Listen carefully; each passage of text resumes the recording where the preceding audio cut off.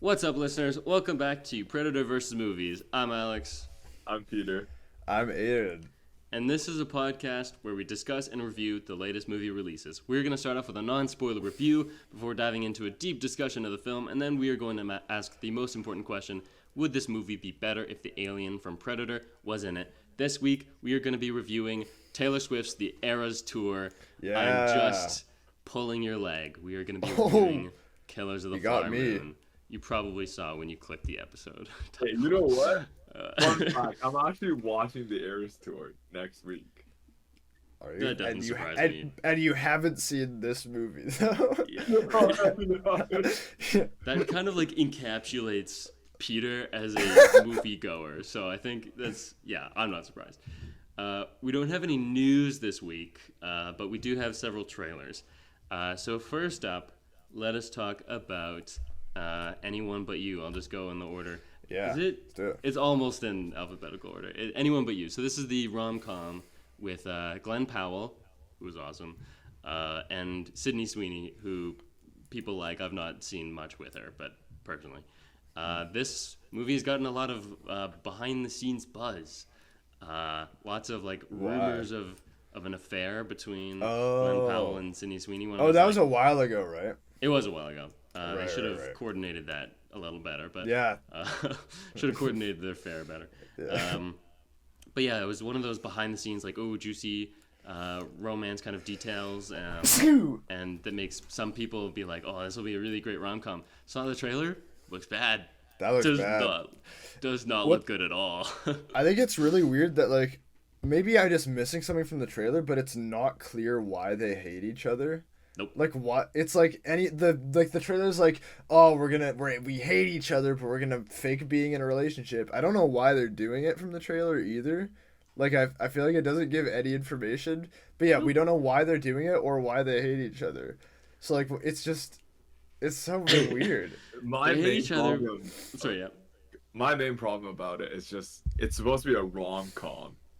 It's not funny, you know. Like funny at all. usually with these rom-com trailers, they give you like couple of jokes to give Yeah. you a tease. But this trailer, there's zero jokes, man. And then, okay, the fact that they had such good chemistry that there were reports of them going on affairs. I see zero chemistry from the trailer. Is that Right? just me? Yeah, it does not look. It does not. I mean, It doesn't it look looks like it's gonna deliver on the rom or the com, to be honest with you. Yeah, it looks like they don't like each other, which I mean, kind of what the movie's going for. But Yeah. I'm honestly not seeing the chemistry there, which is shocking. I'm a little surprised. We had some other trailers. There's one for a movie called American Fiction.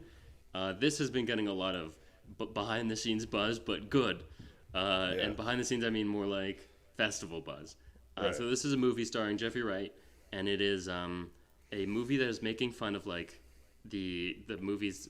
I'm basing this more off of how I've heard other people speak about it, but those kinds of movies that are like Oscar bait movies, like The Green Book, I think, Yeah. is an example where it's like we solved racism in a movie, but like it's actually like kind of like subtly racist in like the other way. Haven't seen Green Book either, but the movie chronicles an African American writer who feels like he can't get like book sales writing his normal work, and so he decides to write with a more like strong like the AAVE, African American But yeah, vernacular. but like to like a kind of a caricature Yeah. extent, like yeah. Yeah, so he's like going for like almost like he adopts this like almost like gangster persona, like a thug persona, and he starts lying that he's like been to jail and stuff like that when he's like in fact an academic, like a scholar, or like at least a writer. Right. And suddenly using this adopted persona, a pseudonym. I forget what the actual word is, but like when a writer says they're under a different name. Yeah. Anyways, and he starts getting massive sales, and so it's like a satire about how that all works, how white culture likes a particular type of story from black people. I'm quite excited for this movie. I've heard great things, and it looks great. Yeah, I think it looks very funny. I think there's one line in particular where he's talking on the phone with like presumably like an agent or a producer or something, and he's like, do you think some college boy could have written this? And she's like, no, I do not. Like very seriously, like very sternly. Yeah, I like the bit later when he's talking to like some like movie producers, and they're like, we were thinking of casting Michael B. Jordan in a tank top with one of those like, I don't know, like towels on his head, and like I thought that joke was, I was like, okay, like the direct thing like a little funny, but the Michael B. Jordan thing was a bit specific. Like I found that funny. Just gonna keep zooming through these. Another trailer we saw is called Humanist Vampire Seeking Consenting Suicidal Person. This is I think French movie. It's a French Canadian movie. Is it? And I saw that and I was like, oh, it's French. And then I immediately, from literally the first shot of the trailer, I was like, oh, it's Montreal. Like, and it's like this is the most Montreal looking movie, like modern. Like it just, and I couldn't even point to another movie that looks like this, but it just looks. It's like, yeah, this is a Quebec movie, like for sure. It's funny. I haven't been to Montreal, so I didn't pick up on that. But as far as it's not even about like the place. Like I'm just saying about like the films that come out of it. Like especially like at the film festival that we both went to somewhat over the past week. Like there was some there from Quebec, and it's like yeah, like that's the vibe. Like okay, sure. It's just, yeah. It's like France, but no Eiffel Tower, right? That's the vibe generally. So yeah, it's like France, but poutine. For France, it's just the tower. That's the. This is France, but so Humanist Vampire. I was quite taken by this. I think it's filmed in like a really fun, kind of quirky way. These look like fun, quirky characters. You know, kind of like teen romance. One's a vampire, and I don't know. Vampire movies are fun, so I'm looking forward to this one. I love this trailer. I think this trailer is fucking brilliant. Like the premise is so interesting. Like, I don't know, Aidan, have you seen the trailer? Yeah, I saw it. Okay. But like it's basically about a vampire who doesn't want to kill, and a human who wants to die, and somehow they can solve like basically the trailer is making you think that they can solve each other's problems basically. But like it's such unique. Like there was obviously a lot of discussion about like you know, as like adolescent depression, and then like this whole coming of age thing, but then combined in such a weird quirky setting. It's just a really unique way to explore that theme, which I think is very fun. So yeah, and it's another data point in the vampires are back. We're in our vampire era right now. We are in the vampire era. Let's recap. We've got just this year Renfield, The Last Voyage of the Demeter. I'm pretty sure the TV show Interview with the Vampire had either the first or second season come out. And then in the works, Chloe Zhao had a vampire movie. Robert Eggers has a vampire movie coming out. Or like in the works. Oppenheimer. Poor Things. Knock at the Wonka, Cabin. Wonka. Yeah. So yeah, lots of vampires this year. But yeah, I think this one will be fun. Last trailer to talk about, Zone of Interest. This one has also gotten very, very good reviews from festivals. I think it won something. I don't know what the goddamn hell it's about from these trailers. You don't? No, I don't know what it's about. I actually don't know. I might have known at some point, but I don't remember. Yeah. Well, it's about something. I'll tell you that. So I'm just gonna find out what. So it won the Grand Prix. It won the Grand Prix at that festival where you win that Cannes. I think it's about the guy raising a family next to a concentration camp. Like the guy. Oh, is it? The protagonist is I think the Nazi probably. It is. Yeah.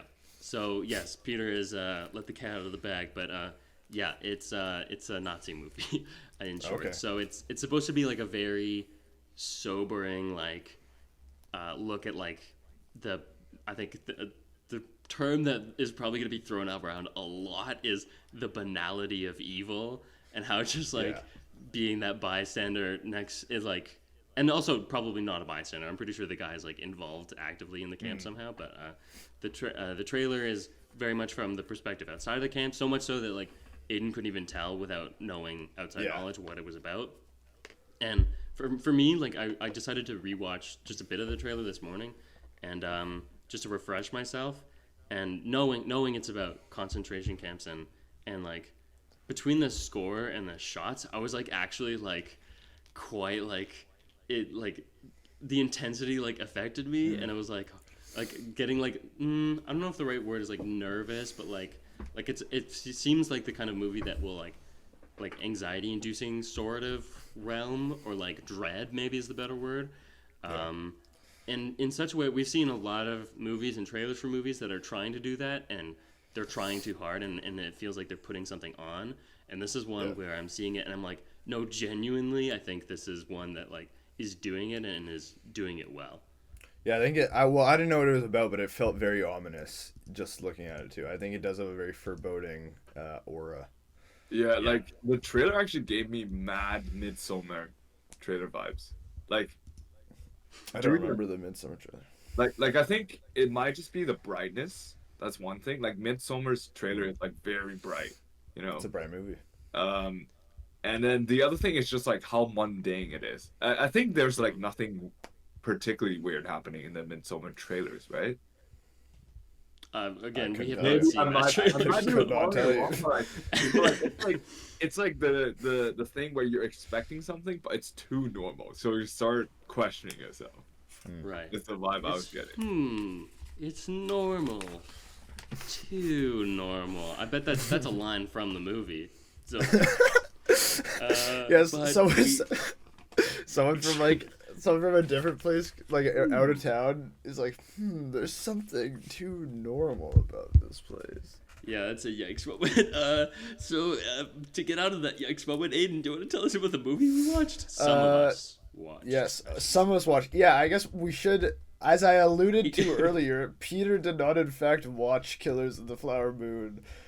He's just hanging out for the first half of the podcast. Okay, and I wanna be clear. Like, it's not that Peter like dropped the ball on this one. It's not like we all showed up this morning and he was like, "Guys, I have a confession." I just didn't watch it.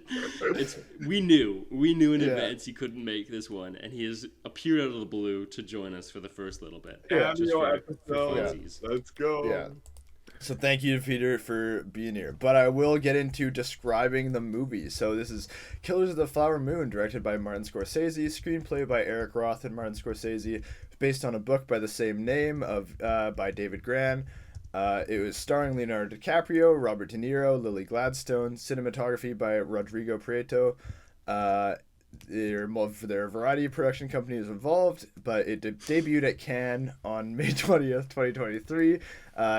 Widespread release in the United States is October 20th, 2023. Runtime is 206 minutes, a whopping one. It is in both English and Osage in terms of languages. The budget is $200 million. It has so far made $9.4 million. Sorry, what was the numbers again? Just open. The budget was $200 million, and the box office is $9.4 million right now. $200 million's a lot for this movie. That's too much. I don't know. I feel like I've seen a different. Figure for the box office, but I don't know. Like, I think he gets that. I think that's fair. I think Scorsese gets 200 mil. I agree, but like, The Flash's production budget was $200 million. Right. How did this movie cost? I'm just like, what did you spend the money on? But I think if we look at The Flash, that movie needed more time and money, probably. So I think better allocation of the money rather than more of it. But yeah, I think that like if they just like the VFX is clearly like not completed in that movie. Yeah. Like, so that's more money if they want to like complete it and make that look good. Yeah, I'm looking at it more from a perspective like if you're starting from the beginning. Like, at the end, if all of the events of history have happened and you're like, this is the Flash we have, this is how much we've already spent on it, and you're trying to fix it, that would cost more money. But you could have taken $200 million, used it better, used it differently, used more time, and had a better Flash for the same amount of money or less. So. For sure, but I'm saying if, like, this same movie, if you just take the movie and you're trying to make it, like, a decent version, like, improving it, like, it's just more money. It needs more time and money. But I don't know, like, $200 million, like... Let's not any of us talk like we really understand feature film budgets like intricately This is anyway. true. You know what I This mean? is Like true. there's a large degree of scale. Like there's a lot of extras, a lot of people. There's a lot of stuff that's just like done. Like it's clearly there. You know what I mean? A lot of big names. Like Yeah. just the way it this is goes. Like okay, I so can this see is how it could balloon up. this is what I wanted to check. So I wanted to get some comps. So these are from a while ago, from a decade ago. But The Departed and Shutter Island, both of them were under 100 million. And I feel like generally the trend has been spending more and more and more on movies. So like 200 million is thrown around a lot now. That was not common a decade prior. Sure. Anyways, I did spin the wheel. Oh, we have a game. We have a game that have a to game. introduce the game. We play a game called the Predacritic Game. There's a website on the internet called Metacritic where critics' scores of movies are averaged out of 100. We are going to guess what the score of Killers of the Flower Moon, what the score is of that movie. And I've spun the wheel, and it did in fact land on Aidan. So Aidan, what do you think the score that's not was? fun. I think it's gonna be high. I'm thinking in the 80s for this. That's just where my mind's going, and I kind of want to go high end of 80s. I'm gonna go 88. I'm not even gonna overthink it. I'm just gonna go 88. He's gonna go 88. Now I spun the wheel again, and it landed on Peter. So Peter, you've not seen this movie, but you can still take a guess. What do you think? What do you think the score of this Okay, movie is? Have you not From seen the it? trailer, from the reviews, we know it's gonna be good. It's probably good. So for a good movie, I think Martin Scorsese is like very consistent, at least like for the past couple of films. And I think critics love him. So I'm gonna go with a safe 86. In 86. I don't Okay. think there. To be clear, I don't think there's much stakes for you here because we're not gonna make you summarize the movie that you haven't seen. I'm gonna take that Imagine one if I step had to further. summarize. I don't think there's any stakes here because I think I have to summarize either way, as I'm the only person here who has seen the entire movie. So I've seen the part I think I know what happened in the part that I missed. We'll talk Okay. about. Okay, whatever. yeah. So okay. 88 and 86. You've left a nice window for me there, Peter. Yeah. The question is, do I take it? I've seen What if it's elsewhere. higher or it's lower? I've seen elsewhere very, very glowing reviews. I'll take a chance because I don't think it matters anyways. I'll actually go for an 85. I'm gonna Okay. go left. I'm gonna swing left. Go with an 85. Okay, so I have the score in front of me, and I should not have swung left. It is in fact an 89. Ooh. So Good universal acclaim, says Metacritic, and it does in fact have that must-see label. So as the I think that's next. As the winner of this little game we do, Aidan, you do in fact get to tell us about this, what you thought about this movie first. Yeah, so just to address what I had just alluded to as well is that I had been working all day and I had to drive to another city and I'd been Excuses. driving for like 5 hours and I was reffing soccer games. I was very tired and I saw like a 9:30 show of this, and so for there was a point, it was about an hour 30 left, where I started to fall asleep a little bit. Not because of the quality of the movie at all, but just very, very tired. So, okay, but like I missed like a little bit of it, but I actually don't think I missed very much. And I would like to see this movie again because, to be honest, like, even when you're not literally sleeping, when you're fighting to stay awake, it's hard to focus. But yeah, okay. That being said, I think this movie is very incredible. I think that it is depressing. I think it's horrifying. I think it's like, it is such a good slow burn of like examining evil and like the full extent of corruption. It is it's a very brutal story of exploitation of indigenous people. I think the directing is like precise and top notch. Like, I mean, like it is Martin Scorsese, but this is like perfect directing to me. Like, this is just bare bones exactly what directing is. Like it's just everything is, it's not overcomplicated, but every shot is impactful. It does exactly what it's supposed to do. The chemistry between the actors and the like propulsion of the scene is so good. Like there are little beats here and there that like just that are just very very good. Like such a good mix of directing the camera and directing the actors. Um, yeah, I think that it's very well shot. I think that I think that there are some fair criticisms that you could level against it. I think, like, for example, like, this is a film that is told from the perspective of white men in this thing, but I also in this event that happened. But I also think that that's the only perspective Scorsese could tell it from, and I think that in a sense that it's actually smart that he chose to tell the part of the story and examine the part of the story that he could examine, which is like the extent of evil and corruption on the part of these colonizers. And I think that like that's something that he would have better insight to. That being said, I think there's, you know, you can still level some fair criticism there. And I think that it's good to level criticisms as well when we're talking about stuff like this. But yeah, I think this movie is incredibly well done. I'd give it 4.5 stars off the dome, and I would recommend people see it. Cool. Peter, what did you what do you think you'll think about this film? I have no idea actually, because like, I'm just Great. gonna talk about my impression of the trailer. Sure. Like Sure. off, like right after watching the trailer, like it's like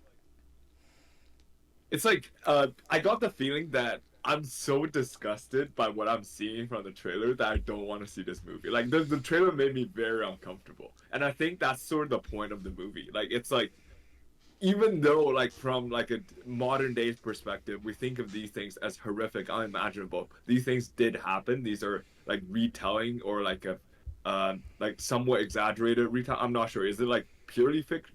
Is it purely fiction based on facts? Like what I category? my understanding is that it was actually very much founded in historical Okay, reality. so Yeah. like, so like it's like things that we can imagine happening today, literally happening sometime in the past. I think that's what makes the movie so powerful.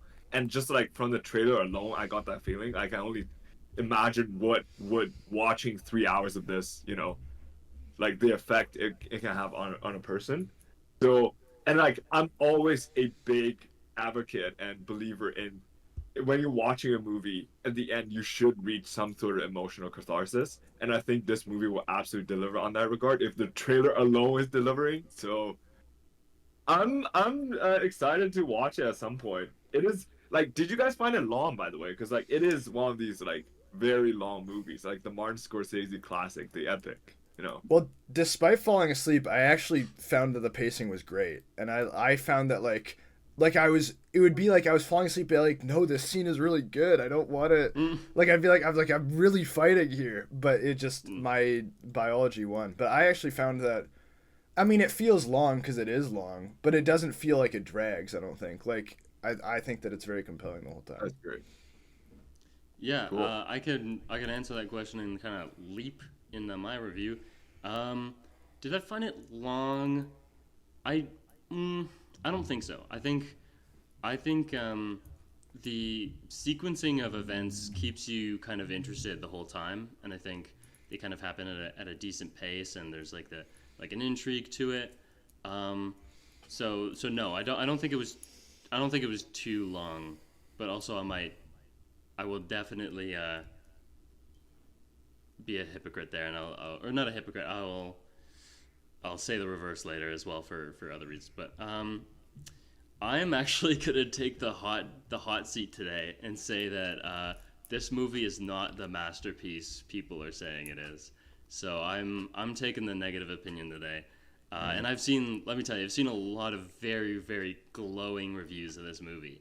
So I am feeling a little bit like the outsider here, but I'll just speak my truth. How about that? So I've seen Scorsese films. Of most people have.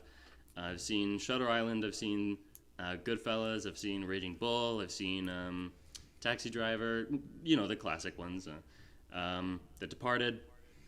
But I've never been like a Scorsese head.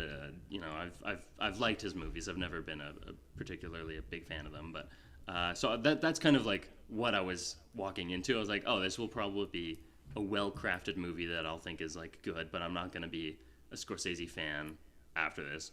And yeah, so I don't know. I definitely did end up having some problems with it. First of all, I think Lily Gladstone is like phenomenal as the second leading character, Molly.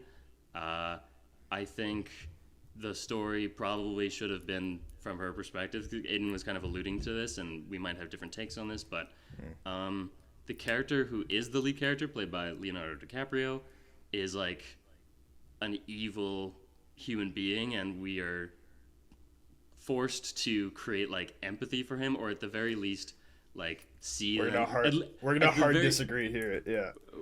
I don't maybe empathy isn't the wrong word, but like it's one of those things where like I'm seeing the narrative from his perspective, and he is at the very least getting like a redemption arc at the end, or like what is, whether you believe or whether you decide to redeem him is your personal thing. I don't think very many people are, but like that is the shape of the narrative, is he tries to make things right at the end, and I was and like, fails. no thanks. And maybe he does, but so I didn't care for the framing of it. I don't think this is Leonardo DiCaprio's best work either. I think he was fine. He has some weird choices that I was like, okay, I don't think this will get me a lot of heat. I don't think this is Scorsese's best work. I think there were a couple scenes where I was like, this is really bland. Not every scene. I'd say not even most of it. Like a select few scenes where I was like, why this? I think the script is lacking in some conflict. I think it's kind of straightforward the whole time through. I know we're going to disagree. It's fine. Yeah, we're going to disagree on this.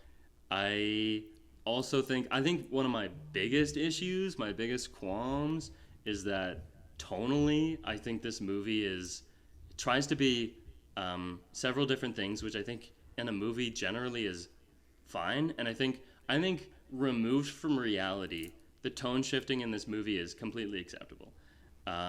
It's the fact that these events are so close. Like, first of all, they are reality; they were history, and the fact that it is so close to what is still happening today, that so what I'm getting at is sometimes the movie's generally this vague term we call drama, right? Or crime. It's a crime drama, right? And then there are moments where there's two different directions this goes in, but sometimes it goes to extreme gore and violence, and other times it goes to comedy. And both of those things I was decently offended by, just by the fact that, like, again, these events that are being portrayed are still basically happening today. The murder and like the kidnapping of indigenous women, and to portray that stuff so what feels like callously, and some of the like I'm getting kind of heated right now. Like the violence that is like depicted on screen is kind of disgusting.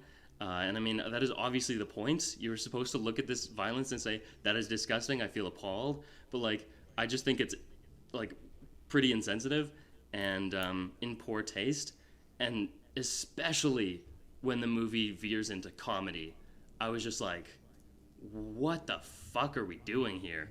Like I was just like really offended by some of the comedic bits they try to put into this movie. I just found in such poor taste. So that kind of, I mean, obviously that's going to color some of my interpretation of the movie, but I do think, like, objectively I had some issues with it.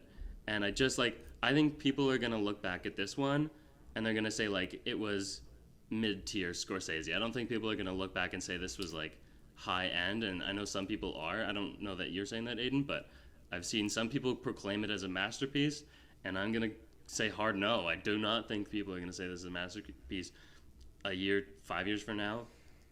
And yeah, I definitely had some issues with it. Now, I'll be fair to the movie and fair to Scorsese. I do think he's still a talented artist, you know, like I think he, like 95% of the film, like I'd say, like the scenes, the direction, like he's doing a good job. I just think the script was all wrong. I think a lot of the problems stem from the script for me, which he did write, so it is kind of on him anyways. But I think his direction of the script, more or less, I don't have too many problems with, just a couple instances. But yeah, so overall, I think I'll probably land somewhere around a 3.5. So like, it's funny that like I sound so negative about it, but like it's still a 3.5. Like that's quite good. But I'd take a lot of issue with like a 4.5 personally. I could see someone reaching for a 4, but like I'm closer to dropping it to a 3 maybe. I don't know. The issue is like it is well crafted. Like he knows what he's doing. He's a good director, and so like it's hard for me to separate those two things of like this is a well crafted depiction of a script that I think is just not good and not a good depiction of like what happened. I don't know. I haven't read the book, so I don't know if it's a good adaptation of the book, but like that is kind of my take. I can tell you that the book is, from what I understand, kind of just a detailing of like the investigation into it from like the Bureau of Investigation. Like I don't think it's even as much of like a story as this, from what I understand.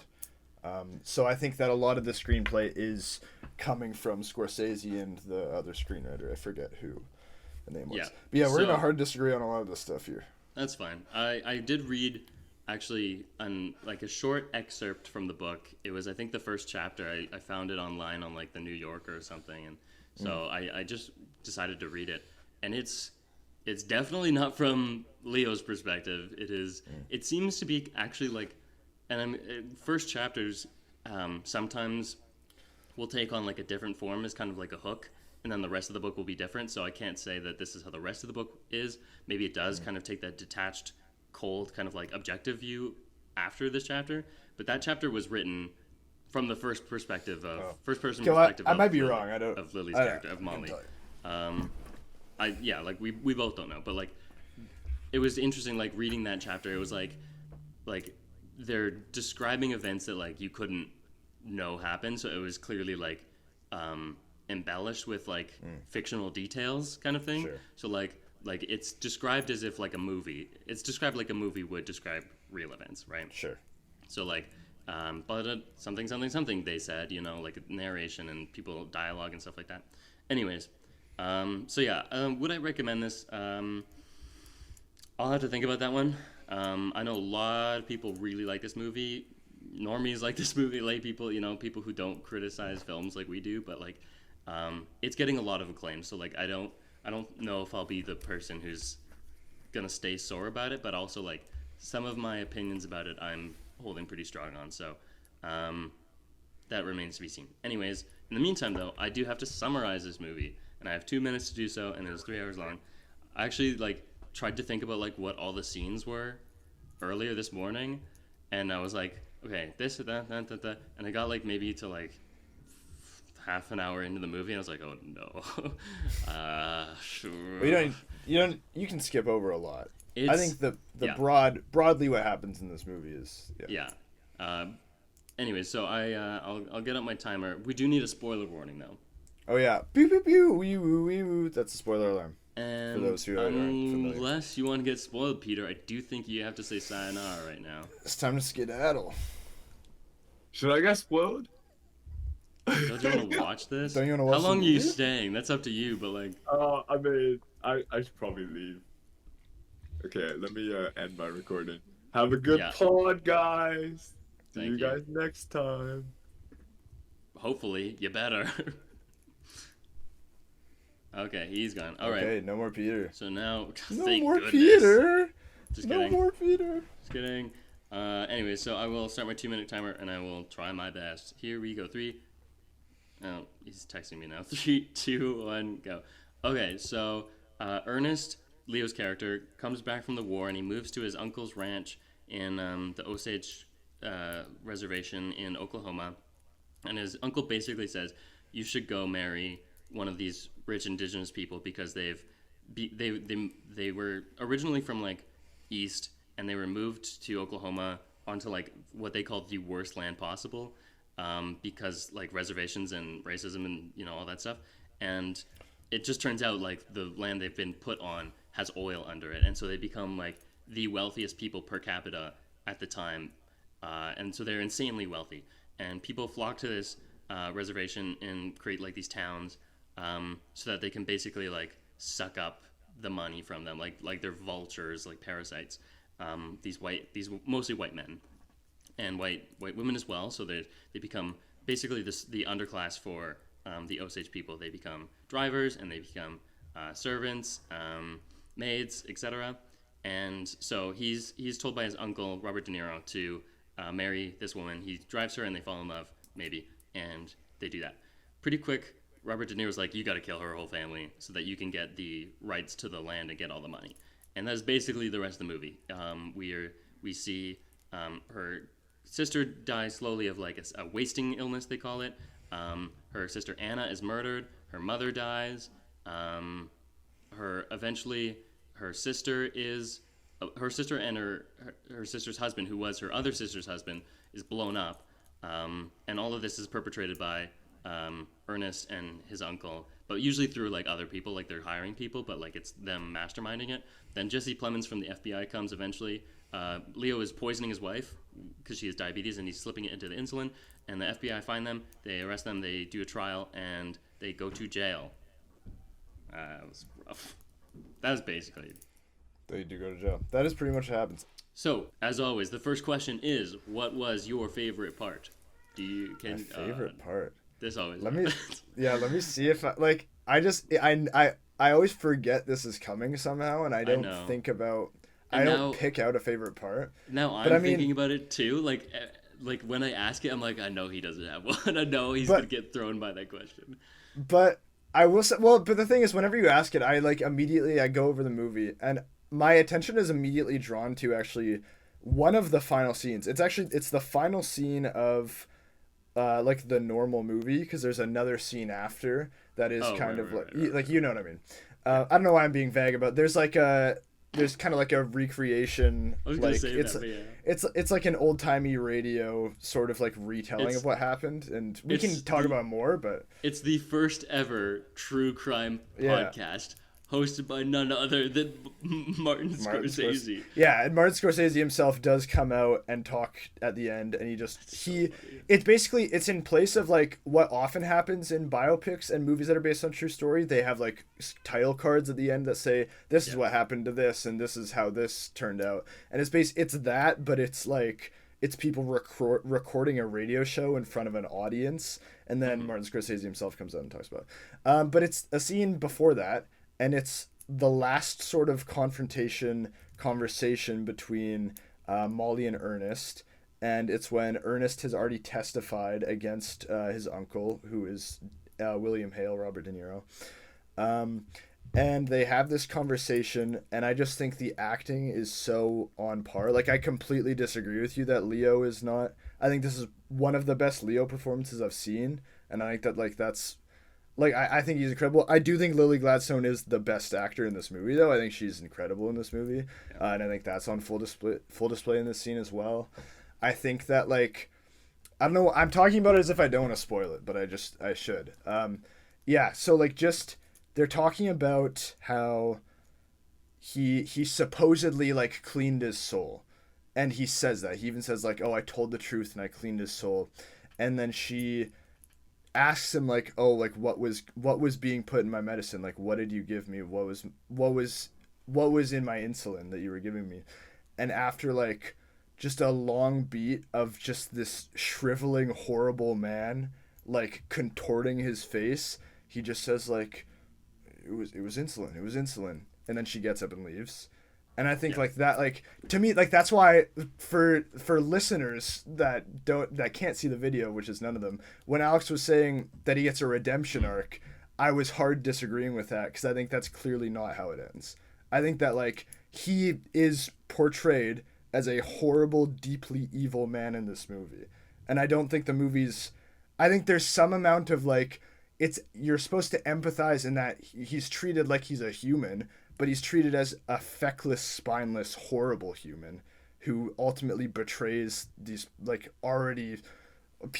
who've already been treated horribly. And I think that this scene is an example of just very good, solid direction and working with actors, and then the actors doing very, very well. And so I really like this scene. Yeah, I'll just comment to the redemption arc thing. I'll clarify. I do not think the movie is trying to make you think at the end that he's redeemed himself. I don't want to say that, but I do think that, and because I want to get to my favorite part before we veer off, but I'll just say that I feel like the second half, his like morality starts to kick in again, and he starts saying that he starts showing more that he actually does love Molly, and so like it's the return of the conscience, and that sort of like that moment where I think he starts trying to redeem himself, and the movie doesn't really take his side. I do think you're right that like you're supposed to walk away being like, no, he is a spineless, evil human being, but like it was the betrayal of that I didn't care for, but we will absolutely I will say talk like about it. just while we're on it, like I know that this is like just really quick. I actually just because I think it's relevant with what we're talking about. One of the Osage advisors on the film, I saw that at a screening had leveled a criticism, which was just that Martin Scorsese was clearly taking the position of like he loves her, like Ernest does, like love Molly, and I think the advisor who I'm forgetting the name of, I think it was Christopher. Christopher Coate, because I'm actually going to refer to him later as well, Sure. because I had seen this as well. And that's kind of what I was saying in my non-spoiler review too, is like that's a completely fair criticism, because he was saying that like, no, that's not love, but and I think that's completely fair criticism.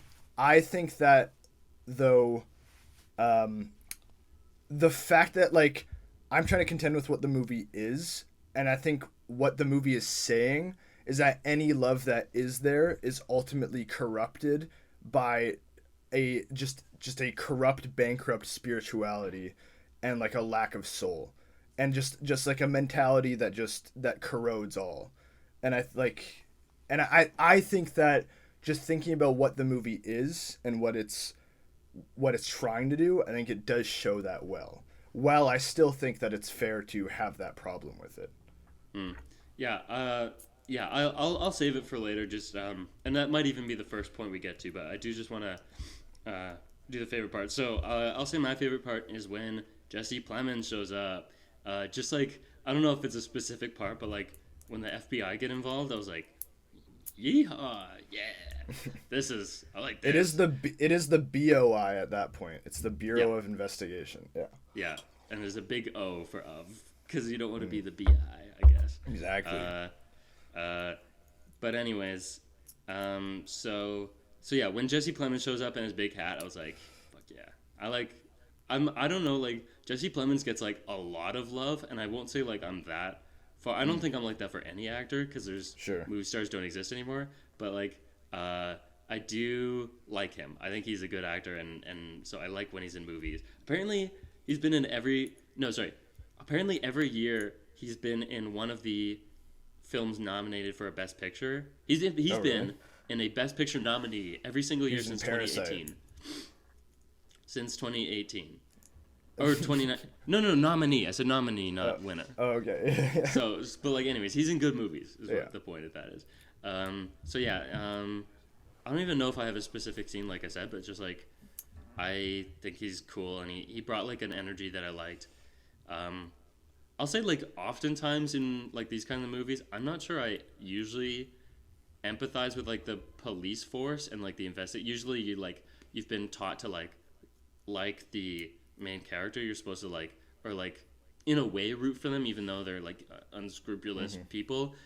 In other more Scorsese films, I'd say like probably I haven't seen it in a while, but like Goodfellas, for example, the cops are like clearly bad guys in the movie, and you're like, no, don't cramp his style. He's doing his thing. And you're like, and you're like, boo, police. But in this one, I was like, help this poor woman. Like, I was very like, so it's the audience's feeling toward the characters is quite reversed, and so I was actually like really excited when the hero rides in from Washington and the FBI guys. I thought that was cool. I do think though, jumping off of that, I was actually struck by how I think that it's very questionable. I mean, obviously it's questionable historically, like what the motives and like the efficacy of the BOI was. That's true just about what happened in real life. I also think that is true in this movie. I do think that their investigation is portrayed as something that is like kind of a foot dragging mess. Like I do think that they're not quite like, and I think that's good. Like I think it's good because that's like the reality that like a federal American investigation unit would come in and like genuinely help these people, like genuinely Right. help those rich people, like not accurate, like that wouldn't happen. Um, and so I do actually like how while he is portrayed as like a guy who wants to like do his job, like I think that they don't seem to really care. Like they don't seem to really be appalled by what's happening, I don't think, and I think that that's Mhm. I think that that's a good thing this movie does. I don't disagree with you on that at all. I don't think Jesse Plemons ever has like that personal stake in it. He's coming. He is the outsider from out of town who is taking up an investigation, and he probably believes deeply in justice and stuff like that. But in terms of like actually empathizing with these people, not particularly the case. He's not racist by any means. I just don't think he's ever portrayed as like someone who has any sort of attachment to the people he's helping. Whereas, and what's really helped in that is that one of his agents or his like the people working with him who is, I don't know if that's a lie. He says he's Osage. At the very least, he's an indigenous person. Is like clearly affected by what is happening. And there's one scene where he's like, I think it's when he rescues Molly. I think it was that scene. I can't recall, but he is like genuinely like almost brought to tears with what is happening, and I was quite affected by that actually. And I think I missed that scene. I think I was no. asleep during that scene. That was right Okay. around. It was right around when the BOI shows up is when I was starting to nod off. Yeah, so it was after that, and yeah, so they bring her to the hospital, and he and another agent. I did see that. find No, I her. did see that. Okay. Okay, Yeah. so I think it was that scene where he's like quite moved, and so it's a nice contrast for Plemons' character, and also like a very interesting beat for Yeah. that character who is unnamed, maybe probably named in the cast list, but you know I don't know who the character is. Anyways, so that kind of region is my favorite part. Kind of copying Sure. out, didn't have a specific moment, but whatever. I have another favorite part that I think can kind of slide us into a discussion of because I think we want to tackle like themes and representation right away. It feels like that's the way we're going. Sure. So Go for it. and so I have a part. So one of my favorite parts as well is I forget I don't know what exactly this guy's job was, but he's the guy that Molly is talking to immediately. I think he's like a banker or something. Like I do know what this Somebody's is. I money? can explain. So yeah, okay. because of like the racist systems at the time, Yes. while the Osage people had all those, I'm also very surprised that the government was like, oh yeah, you guys, that's your money, you deserve that. I was like, they did that, they honored that. That's shocking to me. Anyways, so while they did honor that they had ownership to the oil rights and that was their money, they were not allowed to spend it. So right. Okay. they had a guardianship, kind of like the Britney Spears thing, to bring it to like modern like she had like the Or conservatorship. more like in Canada, there's like the Indian agent sort of system. Yes. Is it like Yeah. akin to that? Okay.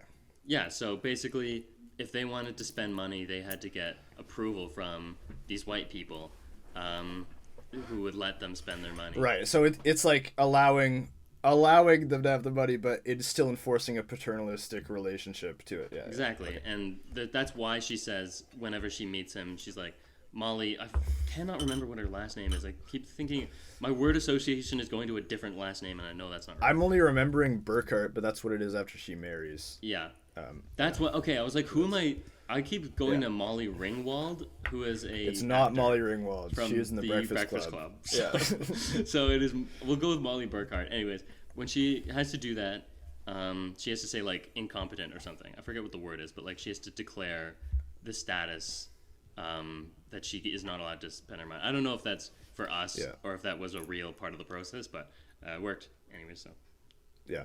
But anyway, so that guy who, and this is, emblematic of something that happens a lot, where there are various white people in this movie that ostensibly have some sort of care for the Osage people, that seem to get along with them, and there are parts of this where it seems to be like it's a community, two communities that kind of get along, and he's one of these people that, like, from just like, if you just are dropped into this and you're just looking at it, you might be like, oh, he seems like a decent guy, and then like I think the movie clearly shows, like, obviously, like, his office is horrible, like what his job is horrible, so like there's already that, but then there's a really horrible moment later when he's standing beside Robert De Niro, William Hale, who looks at the burned down house of, I think it's, who are the ones that are killed in the house? It's the house that's blown up. Bill and Rita.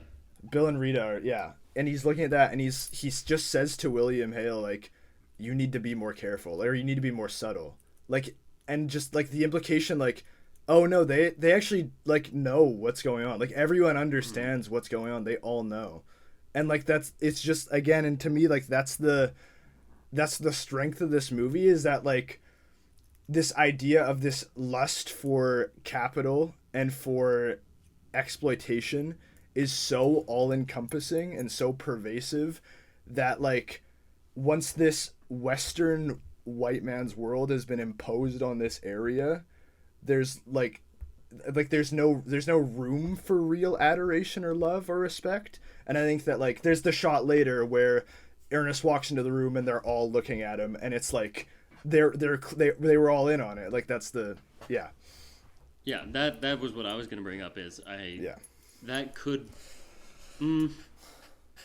I don't know about the scene itself, but I like that shot, and I noticed that shot from the trailer instantly. Like, it's the one where in the trailer, masterfully, they overlay it with the audio. It's almost like they crafted that knowing it would be used in the trailer. Like, it feels so, like, knowing, but it's the, can you see the wolves in this picture? And very slowly all of the white men turn their heads, and, like, that shot, that is the money shot. Like, that is so... That's an incredible shot. It is an incredible shot. It's well composed. It's like the fact that, like, like you said, everyone is in on it, and, like, you know, not everyone was, like, planning the murders, but, like, slowly you realize, like, oh, like, the doctors are complicit.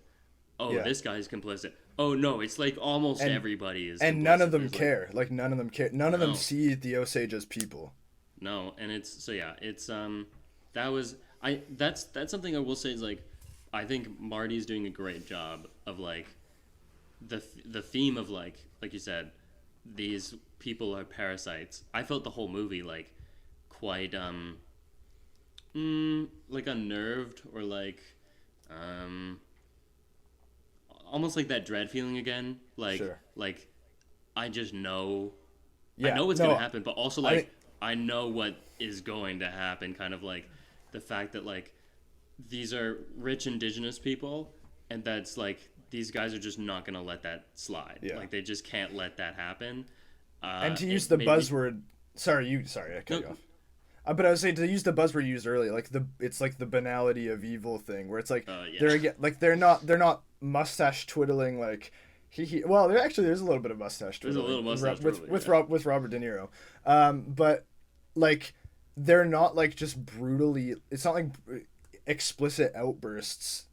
It's just like, this is just the way things are, and they just believe that they talk about the Osage as if they're already dead, like, particularly Robert De Niro, and, like, and I think that's done well, like, that it's not this, and I think, like, that's worse than if they were just constantly, like, swearing at them or whatever, or, like, hurling them, you know. It's like when we're first kind of introduced to the town, it's quite clear that there's, like, all these, like, hucksters, I think is the word, like, people who are, like, scammers, like, who are charging for, like, really frivolous things, and, like, people just trying to make a living off of these people who they think don't know how to spend their money, because, and it's, like, in a way, they're easy targets is the idea, and I think that's true, because these are people who have not historically had so much money, and so they don't, also, like, their societies, from my recollection, were not monetarily based. Right. It's like, it's a value system that isn't. That doesn't stem from them. Yeah, it's been imposed on them, and they're like, sure, like, they'll they're living with it, and that's the way it is. But yeah, And so they fall prey to very easy scams and very frivolous ways to spend money. So like people are like, I'll take your photograph, or like I forget what he was saying, but like a number that seemed way too high, so very expensive photographs, and like, oh, I'll drive your car, and just kind of like imposing themselves. And so like that kind of started the dread for me, and then that slowly dies down, like the overt nature of that, yeah, and it becomes like that more sinister, like quieter, not kind of like being so open about it, the smiling face that has like but like holding the knife kind of thing. Yeah. I don't know what the phrase is, that sounds familiar. yeah. But, No, I know what you mean. so like it's the people who are like proclaiming to be so friendly that are actually the ones, like that is so much more sinister. And because not only are like they like not, they're hiding their true nature, but also like their true nature is so much worse than just like trying to get a pretty penny off of these people who don't know how to spend their money. They're murdering people. Their aims are larger. So yeah, I do definitely believe that was well accomplished by Scorsese. And that was gonna lead me to something. I think, yeah. So speaking of that, like the William Hale character is quite good, I think. Yeah. Just like he's the one played by Robert De Niro. He is the perpetrator of these crimes. And it's the fact that he's ingrained himself in this community, and And he talks about how he loves them like all the time. he speaks the language, Yeah. and he's like, I knew these people since they were children. Yeah. It's the fact that like he can be in charge of these crimes. It's like Yeah. sickening. Like And the bottomless pit of Yeah. yeah.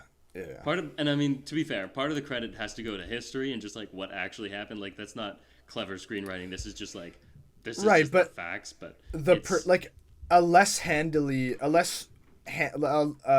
ill-prepared filmmaker or a worse filmmaker like doesn't bring that feeling onto you the same way. perhaps, yeah.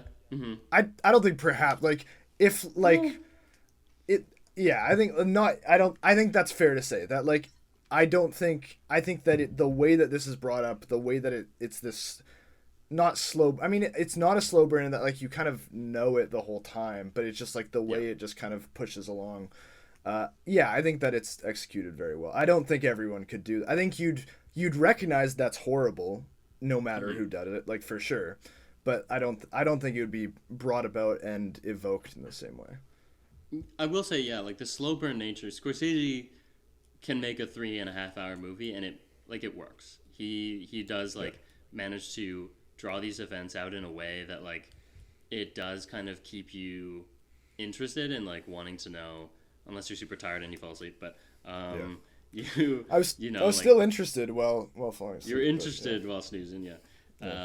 And yeah, it's when he's like at the end, it wasn't like a shocking moment for me, but like when he's like arrested, it's classic. So like I've seen this before, and I like it when it happens because I think it's interesting. But like when a character who's definitely evil but who has this friendly persona he puts on and is trying to keep up the personality of it all, and so he gets arrested and he's like, arrest me, and he's like, he takes it like he's pretending like it's a big joke, like he doesn't understand, and he's like pretending to be the nice guy.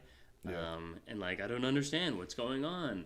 I couldn't do this. I wouldn't harm a fly. Like that's good. That's good stuff. In terms of just like movies. Where does this take us though? I know. I just want to quickly say I think De Niro is also incredible. I think he's giving a great performance. I think he's pretty good in this. He's pretty good.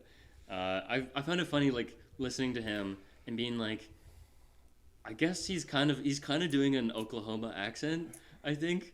But like it's so hard. Like I'm like, that's Robert De Niro. Oh really? I was actually gonna say the opposite, where I think literally because he's doing an accent that I wouldn't expect to come from that man, and just like the way he's dressed up, he actually kind of disappeared into this role for me. Like, I agree. He's usually an actor that I'm like, that's De Niro. Like I just even if he's doing a great job, I'm usually like, no, that's like in Heat. I think he's great in Heat, but it's like that's De Niro. I'm looking at De Niro. But in this movie, I actually think he's completely invisible. he is not doing a shtick, which is why I'd say like this is him doing like a pretty damn good job. And so yeah, I do like that. Yeah, he puts on that accent. Sometimes I was like, I feel the, I don't know if it's Brooklyn, but like I felt it bleeding through like a couple times. But I'm not gonna I don't super know. nitpick that sort of thing. Within you said, I felt like the first time I heard him talk, and there's one shot that he's talking, and then it cuts to a close up, and then in the first shot, like I feel like he's just talking normally, and then the second shot, he's in the accent suddenly, and I don't know if that's true or if like it's just that my mind needed to adjust to him doing an accent, but I thought it was so funny. Like I was like, So because so you felt it too. The in slipping. in literally the first time he talks, and that's Okay. it. But like the first time he talks, I was, yeah, because I just remember being like, oh, okay, like because when I Yeah. saw the shot, when I first saw his the first time he talks, I was like, oh, he's not doing like a southern accent at all. Like he's just gonna talk, and then and then that wasn't what it was. Yeah. Yeah. No, I do appreciate that he did the accent. But I was going to say, so this is going to get into something that I'm going to be negative about. And Sure. I think most of the negative things you're going to be not negative on, but this is fine. So what I'll say is that I forget, this was directly related to something I said, but I don't remember what it is anymore. But my issue with conflict in this movie. So the way I'm going to summarize it is that while there is sort of conflict, I see this movie as two guys having basically no qualms about killing a bunch of people and having very little difficulty doing so. It doesn't mean there's no conflict, because sometimes it is a little hard to do the murdering, but in terms of like morality, there's no difficulty there. I felt that, and I'm fine with like William Hale having no problem with that. That's like his role in the movie is like the unwavering antagonist.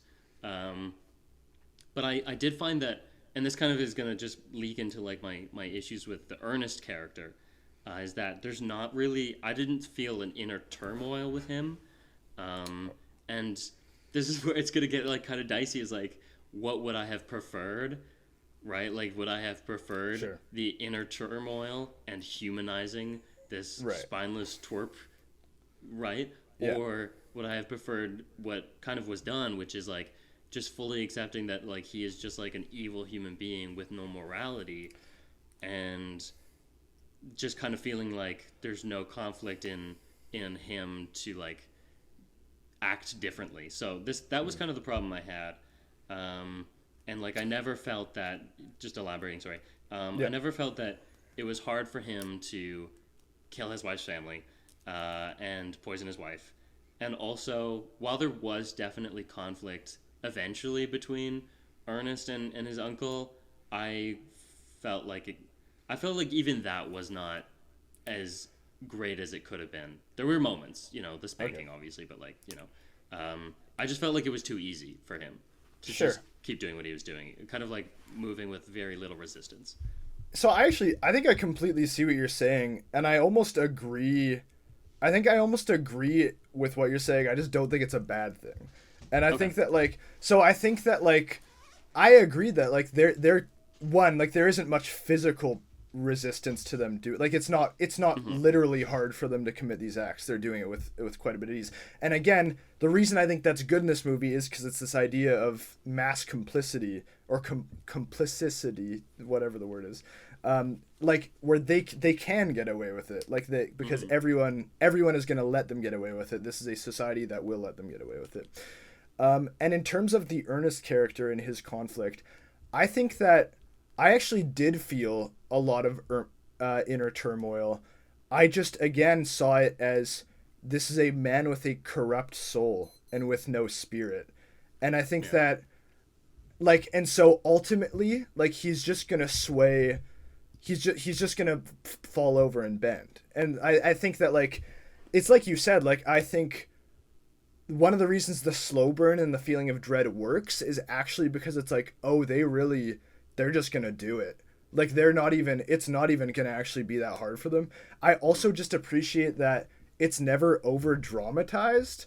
Like I would really not like it if he had like a moment where he just, if he had like multiple outbursts where he was just like banging a wall and being like, no, like that doesn't really happen Yeah, until no, like I until his agree. kid dies at the end, which is Yeah. like that's an earned moment to me. And I think that like and I think it's fair, like I said, it's fair to criticize the idea that he loves her, but contending with what the movie is, which is the movie is saying that he has at least some level of love for her. What I think is so horrifying is that because he is this bottomless pit within him, this endless hunger, like the love means nothing. Like it Mhm. ultimately is just like rendered null. And I think this is also just going to come down to like a difference of I just liked Leo's performance a lot, and I felt looking at his face that he was always like scrunched, and he was muted, and he was always felt shriveled to me, like there was something like he was just like a little pea in there, like just a little small nothing, A little and pea that like he human. was just swearing. Yeah. And I think what I will say is a problem I somewhat had towards the end is I think that it felt like Molly should have been a little more proactive in this movie towards the Yeah. end, and I felt like Molly should have like I think she is suspicious of him, and I think she feels isolated, and I think that she's been very effectively isolated, and she is being poisoned, and so I think there's a reason for it to be not such a overstated conflict, but I do think that she should have been a little more proactively in conflict with Ernest, specifically in the last hour or so of the movie. Yeah, I absolutely agree with that.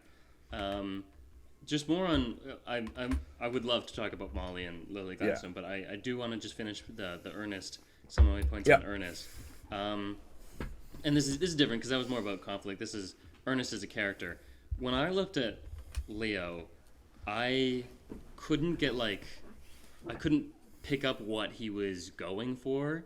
I don't think that's performance necessarily. I think a lot of that stems from the script level.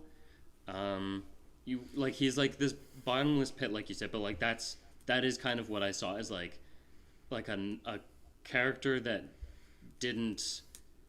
I couldn't get a grasp on why he was doing what he was doing at any point, But I don't think and he knows is the thing. mm, And that's what I really like. I think the idea that like he's too feckless to even have a sense of what's happening. Like he can't even like yeah, consider what's going on. I don't I think he okay. knows why he's doing it.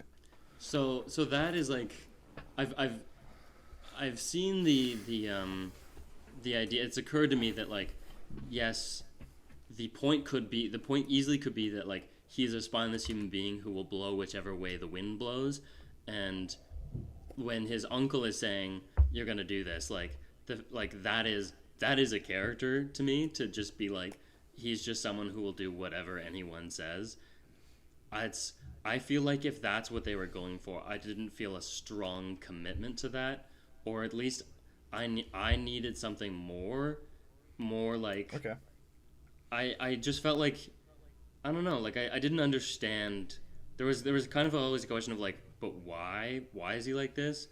Um, I don't know that like backstory is always backstory is not always necessary in stories, but like for some reason for this I was like, what life was like before this movie for him. I kind of like I don't understand. I don't.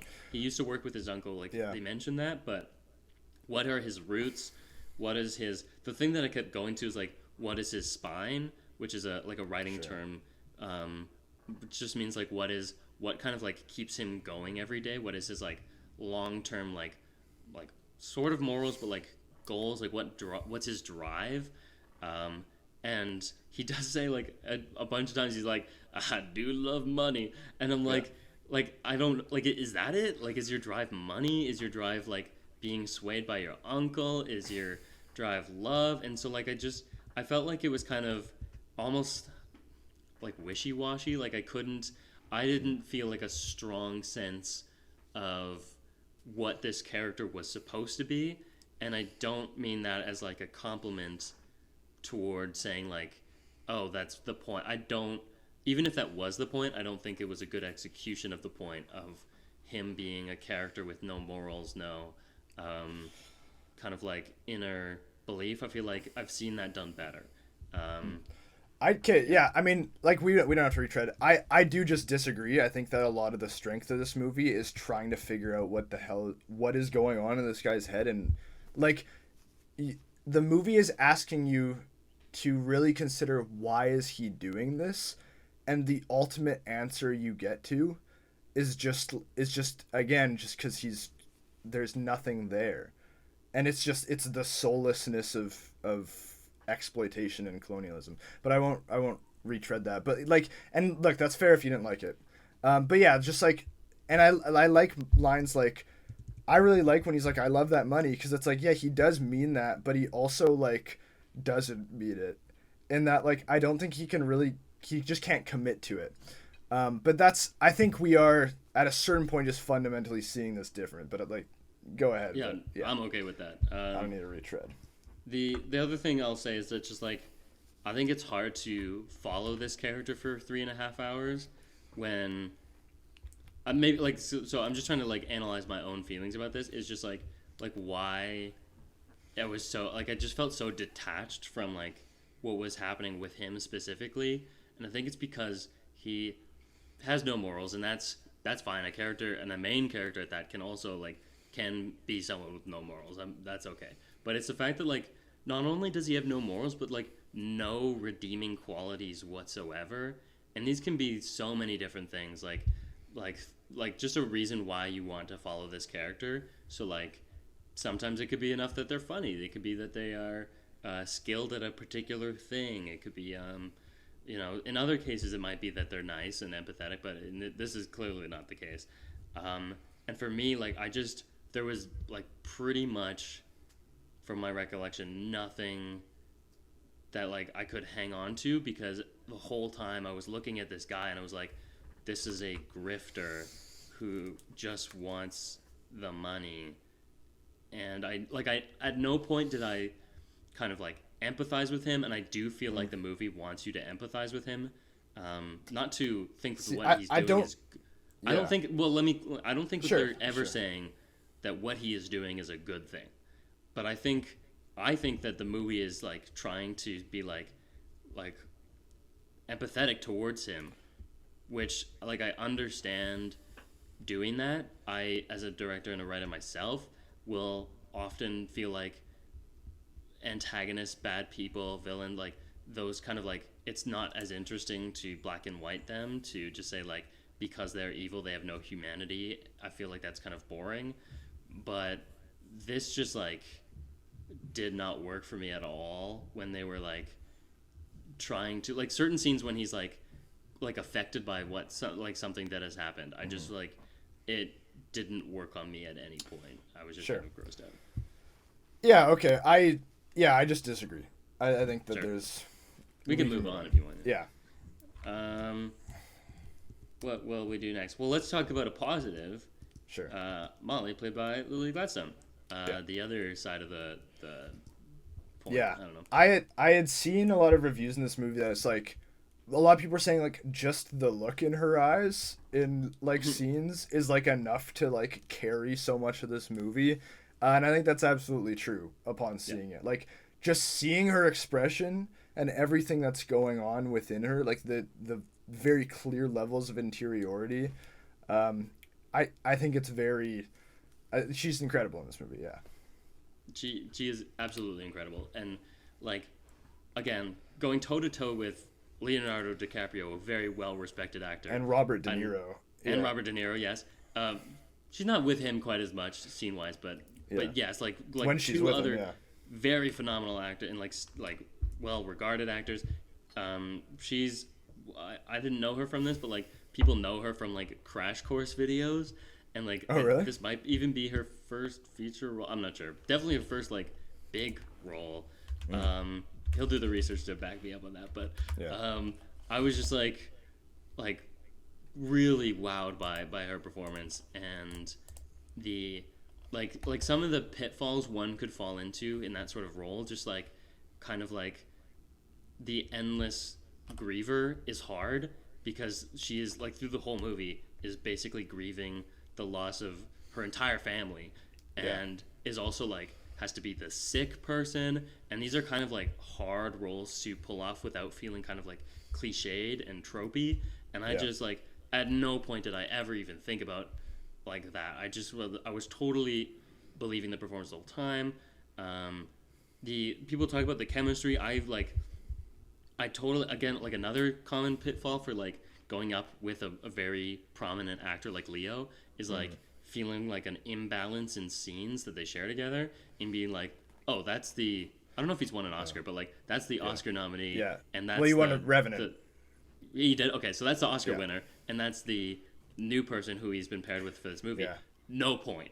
No, she dominates him in so many. Like her character is clearly, yeah. So she is phenomenal.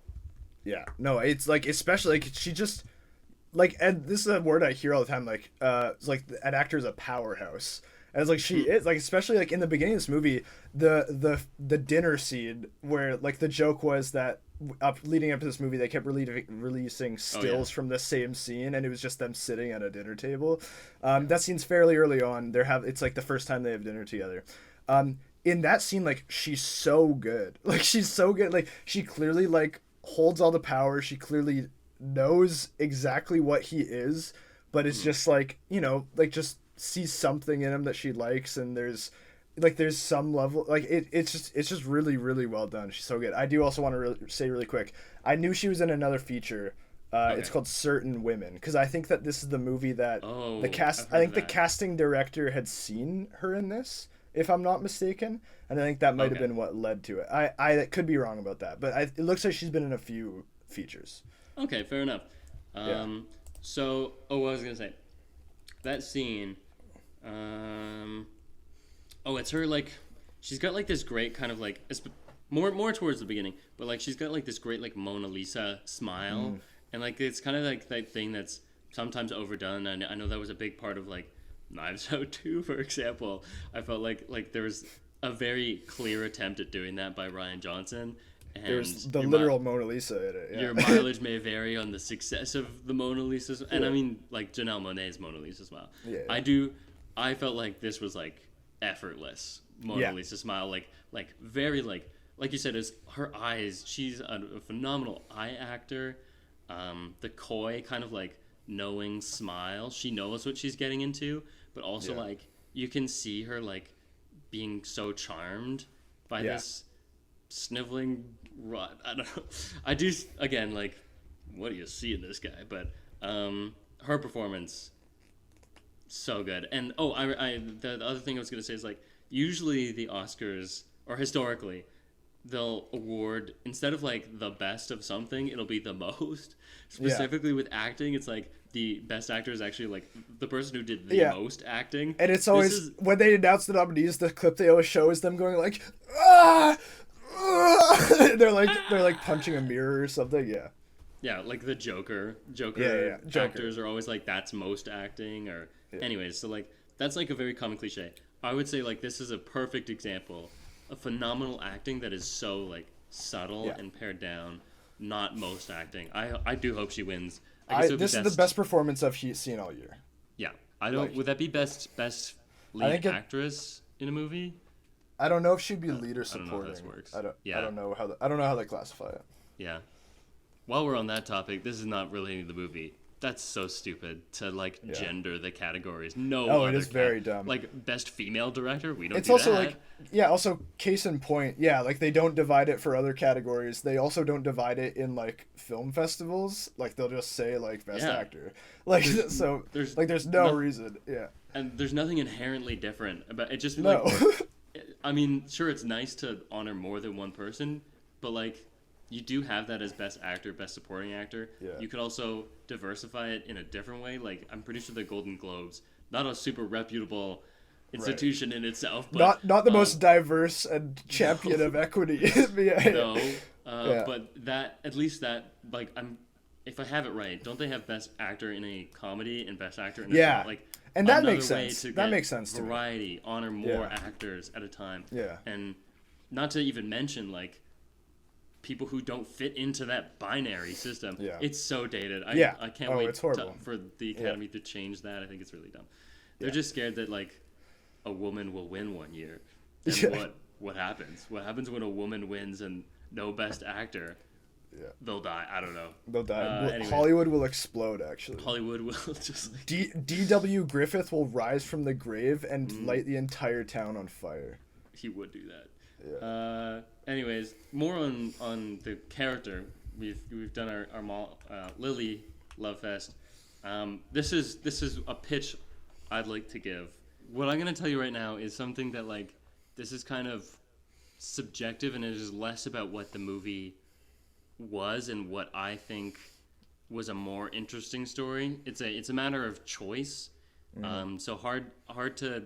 I think it's fair to criticize this. So Yeah. I'll just get into it. I think so too. So the book. I think I know what you're gonna say. So Probably. I So the book is either from an objective perspective or from the Molly perspective. We don't know, but it's one of those two. It's right.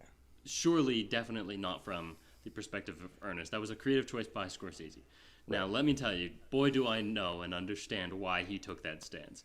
Not only is he extremely familiar with that kind of story, it's kind of his bread and butter, the crime story, the morally dubious, or in this case, purely evil character, and following their criminal exploits. That's just kind of what he does. And so the fact that like he saw that story and took that angle, not surprising at all. I understand.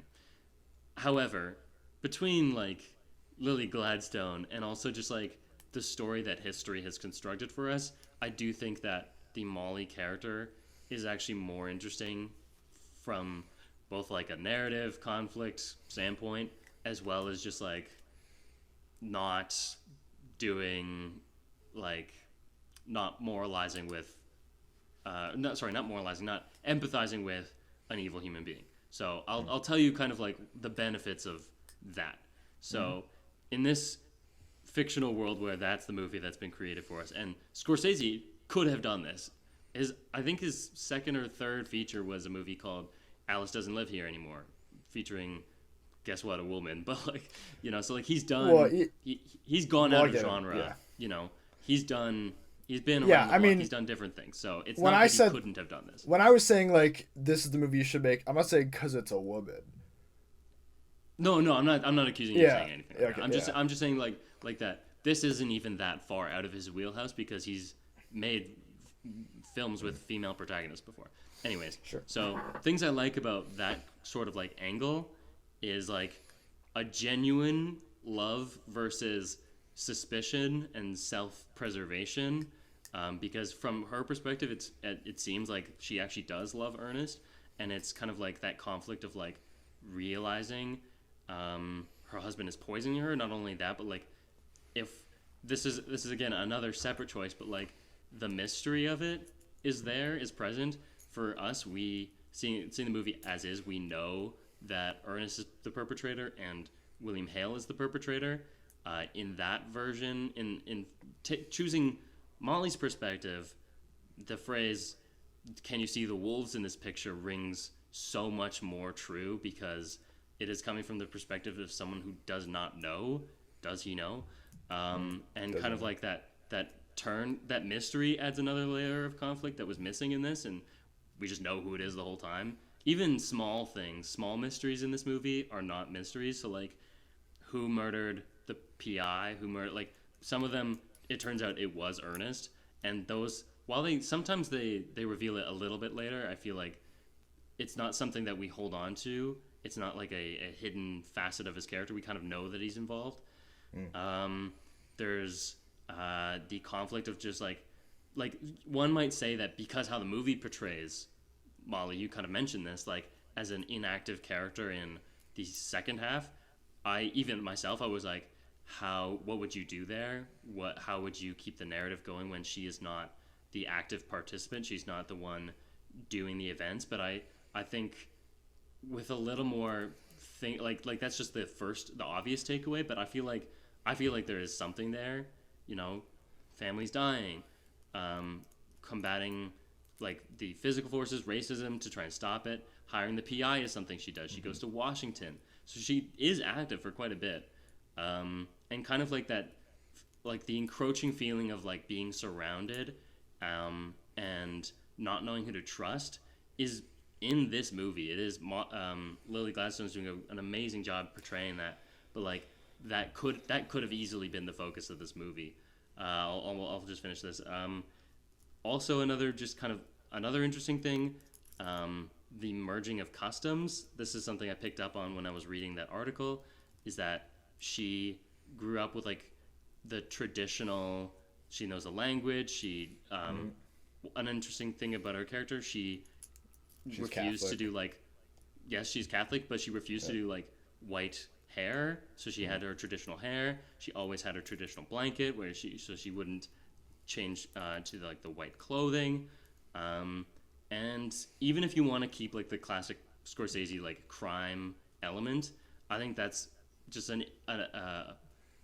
there's an opportunity for like dramatic irony of like, we know what is happening and we are seeing the killings, and it is someone who's powerless to stop it. So again, all of that comes down to like just personal choice of what kind of movie you want to make, and it's clear what Scorsese wanted to make, and I can understand that the movie made is not it doesn't mean that what he did was wrong, but I'm kind of like taking the side of Christopher Coate, the Osage language consultant that we mentioned earlier, who said like, it is weird that we decided to take the perspective of the racist person and make some of the conflict that he feels he loves her, when he said like, conspiring to murder your wife's entire family, that's not love. And I feel personally, again, subjective, but that is a more interesting story coming from Molly's perspective. And I found it a little disappointing that is not what he chose to do, albeit not surprising. Sure. I actually don't think I hard even disagree with you here. I think that is a different movie and could be a very good movie. What I think is like, so there are some fundamental disagreements. Like I don't want to be a broken record, but we've talked about it. I like the lack of mystery. I like that this isn't like something where that's honestly very suspenseful. I think that one of the things I think is strong about this movie is that I don't think it ever becomes sensationalized, and I think that I would fear a white director taking on this story and making it this kind of more heightened conflict, like mystery would potentially veer into that. It doesn't have to, so I'm not saying that's an inherent like, you can make that movie that doesn't do that for sure, but I was just saying like that would be a fear of mine. And then I also think that, so like there's that fundamental difference of I think it's good that there's not much mystery here. And then I also think that it's important to consider who this movie is for, and I think this movie is for non-Indigenous people. And I think it's fair to critique that too. It's fair to be like, do we need that? Does this movie really say enough? Does it really potentially motivate people into being more engaged with the history of their country? I don't know that it does, and I think that that's maybe a criticism I would level against it, where I think the ending point is trying to make it seem as though it's trying to make a point about like, you need to know these things, you need to be aware of this, and you need to do something. And I think maybe it's not going to be as effective, but if I'm not judging the movie by its effectiveness in terms of like what it's going to inspire, and again, just what it is and what it's doing, I do think that showing this story to a non-Indigenous audience, and I think that that's what it is, like, is a good way to go for this story as well. Because I think that Indigenous people don't need to be told by Martin Scorsese that they were mistreated. And I think that, like, again, like, I'm not saying I think you can absolutely make that movie that is from her perspective, and I think you can make it great. Yeah, I just think that I understand this choice, as I've said you do as well. And I just like the product more. I just like the outcome more. I don't even really disagree with most of the things you've said there. Like, I think you can make a great movie. I think that centering it on her perspective, because I had that same thought coming out of the theater where I was like, well, realistically, like, this should be from her perspective, but then I thought about why it might not be. And then talking about the love thing as well, like, I just think I think that the movie does just portray like I think the movie does actually question if he really loves her or not. Like I think it calls into question what love is if he really like as I think he clearly has this kind of paternalistic relationship with her. I think that's evident in some scenes, and I think that you can really question whether or not he actually does. But again, I do think it's a valid criticism as well. But that's my spiel. Yeah, I I think the love in the movie is, yeah. I don't think it's a main question Scorsese is investigating. I think it's other things maybe. I don't think he's actively. I think it's. Yeah, I don't think he's actively asking, does he love her? I don't think that's the central question. I I don't don't know if think it's that's the the thesis central. of this. I don't think it's the thesis, but I actually do think it's a big part of it. I think again, like I said, asking why Ernest is doing the things he's doing, and like what this guy is, and trying to examine and investigate that is like, it's akin to investigating some of like the broader ideologies of America. Like I think that that's what it's supposed to be. It's supposed to be a stand-in of that, and I do think that the love thing is part of that. I While not being the main centerpiece, I do think that's part of Yeah, that. I might just have to disagree on that. I Sure. don't. Yeah, because I feel like at times it is un. Yeah, I just never felt like that was a question Marty was positing on the screen. It was maybe something he was thinking about. Does he love her actually? But like, I just felt like it was either there or it wasn't. Hmm. And Well, sometimes it was there. Sometimes it was there, and that was like weird. Where I was like, this again, like Christopher said, this is a man who's conspiring to murder her entire family and her, and yet the portrayal of him so often is like when he is with her of just like love, and I don't think that was what I honestly what the point of the movie is other than just like this happened and oh I guess it's the banality. I think the banality of evil is like the main thing, and I think definitely Ernest is part of that and kind of uncovering his complicitness, and deciding how much he wants to be involved in that. So like that is the arc I see Scorsese tracking, and not so much does he love her.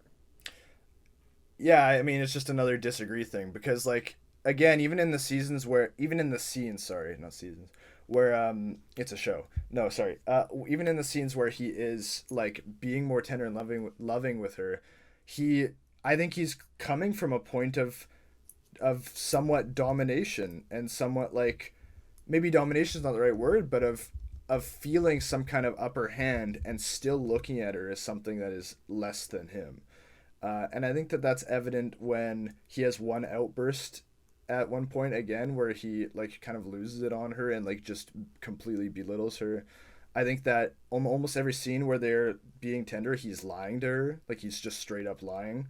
And I think that again, like the movie's not pointing to it really hard, but I think that Scorsese has a very nuanced and subtle touch in this movie, and he doesn't necessarily need to point to something super hard.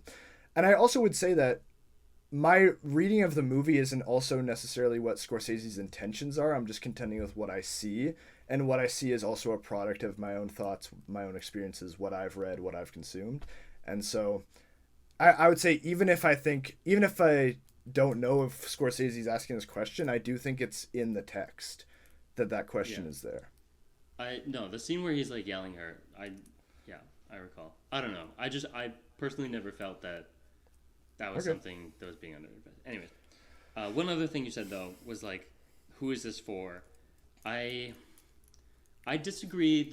The idea that for this movie to be for there's like a couple of things. So it's what the idea you're taking is that a movie that centers Molly is inherently for indigenous people, That's not what I'm and a saying. movie.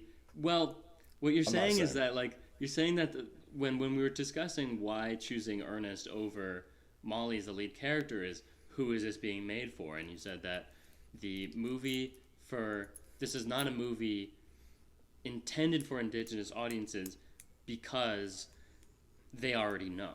It's No, for people who are new to that and like, right? No, let me that. clarify. That's not what Okay. I'm saying. No. Let me clarify that. What I'm saying is, yeah, like you can make a movie that centers Molly that is also not for indigenous audiences. What I'm saying is that this movie is trying to tackle specifically like the soul of corruption and dive into that, and it's trying to place you in the seat of that, particularly as a non-indigenous person living in America or Canada or any other sort of colonial country. And I think that I'm just saying the choice makes sense in that context, exploring that for that audience to center it on him. I'm not saying you can't make a movie that's not for targeted towards non-indigenous people that centers Molly. That's not what I'm saying. Okay, because that's yeah. So I'm disagreeing with what you had said, but you've clarified. But But that's not what I said. Just to be clear, like that's not what I said. To be clear, to the concept, like, I think that a movie centering Molly can still be about the banality of evil. I think it is mostly what this movie is. I think just changing the perspective. I don't think the theme has to be any different. It does mean that you are not complicit, and I suppose in theory that is like an interesting idea of, like you said, this being for, again, what is for, what is intended, like these are, and like demographics, it's hard to like even talk about that in like, what does that even mean? I don't know, but like the fact that let's say it's quote unquote made for the white audience who doesn't know or whatever, like it can be an interesting idea that like we like, are we complicit? Like that's kind of what it's asking you, because we are white. Are we in like, so like, okay, like I can understand that angle, I suppose, but that's the broad, like that's why I think you're put in the place of a soulless person and asked to reflect on like the general soullessness of the country. Yeah. And that's what I'm saying. And I'm I saying, understand and that again, point now, but yeah. and I agree, you can investigate the same themes, but it's not going to be the same movie, and you're not going to get at that same point. And I think, again, you can make a very strong movie with what you're saying. I'm not disagreeing there, but Yeah, to your point, the difference between those two movies, the Molly movie is the viewer is on Molly's side and is feeling. Okay, so there's benefits to both. It to help the on the side of the Molly centered story, instead of being complicit, it is you're put in the shoes of the indigenous person, and in that case you are feeling the effects of the complicit banality of evil, etc.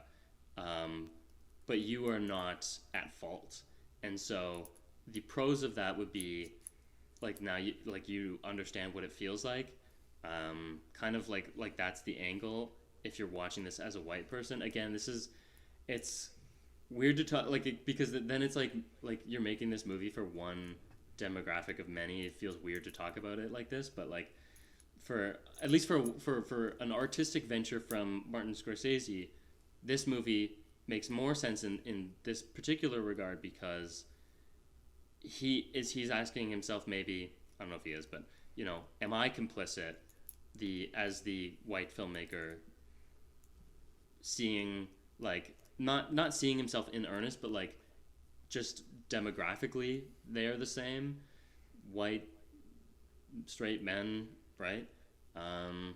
But yeah, I don't know, we can move on though. Yeah, I mean, yeah, I just to reiterate, like, I don't think we really disagree that hard on just the prospect of the Molly centered movie. I think, yeah. I'm saying that I do understand the like how the enticing idea of making a story that like points the finger at you, the audience member. Yeah. I think this movie kind of does that. I'd have to think about that. I'd have to think about that more, because I haven't considered. And to me, like, the reason I like that as well is that there are a lot of, is that like the like settler people never like blow up at each other really. Like they never get that mad at each other, even towards the very end. Like when Leo is talking to De Niro in prison and he's talking about, I'm going to testify against you. It's almost like he's like apologetic about it. And I think like it's like, again, this idea of just like, this is your people. Like this is your people are colonizers. Your people are exploiters, and like that is the web you're a part of. And so yeah, like I just think like the idea of complicity is examined very well from that perspective. Yeah. What else do we have to talk about? Do we want to talk about something that is more just filmmaking to shift gears a little bit? Why don't you take the lead on something if you have Sure. something in mind? Or I don't know, do you want to round out, because I feel like I've said a good chunk of my piece about about thematically and Okay. representationally what you want to say. Mm-hmm. But well, I know that there are points you want to get into, but why don't we do that then? What was your next point? Because you had talked about the violence. I am interested in talking about that actually as well. Sure. Okay, so tone. We can discuss tone. Okay. So yeah, I kind of got most of my energy out in the non-spoiler review, but yeah, this movie I have two issues with tone in this movie. One seems like it goes hand in hand with the crime aspect, and that is the violence in this movie. So I get it. I understand why a crime movie, which is ostensibly is what this is, why it has violence. Martin Scorsese historically likes a little bit of violence in his movies. Not huge violence, not like Tarantino is not what we're talking about, but like his movies are violent.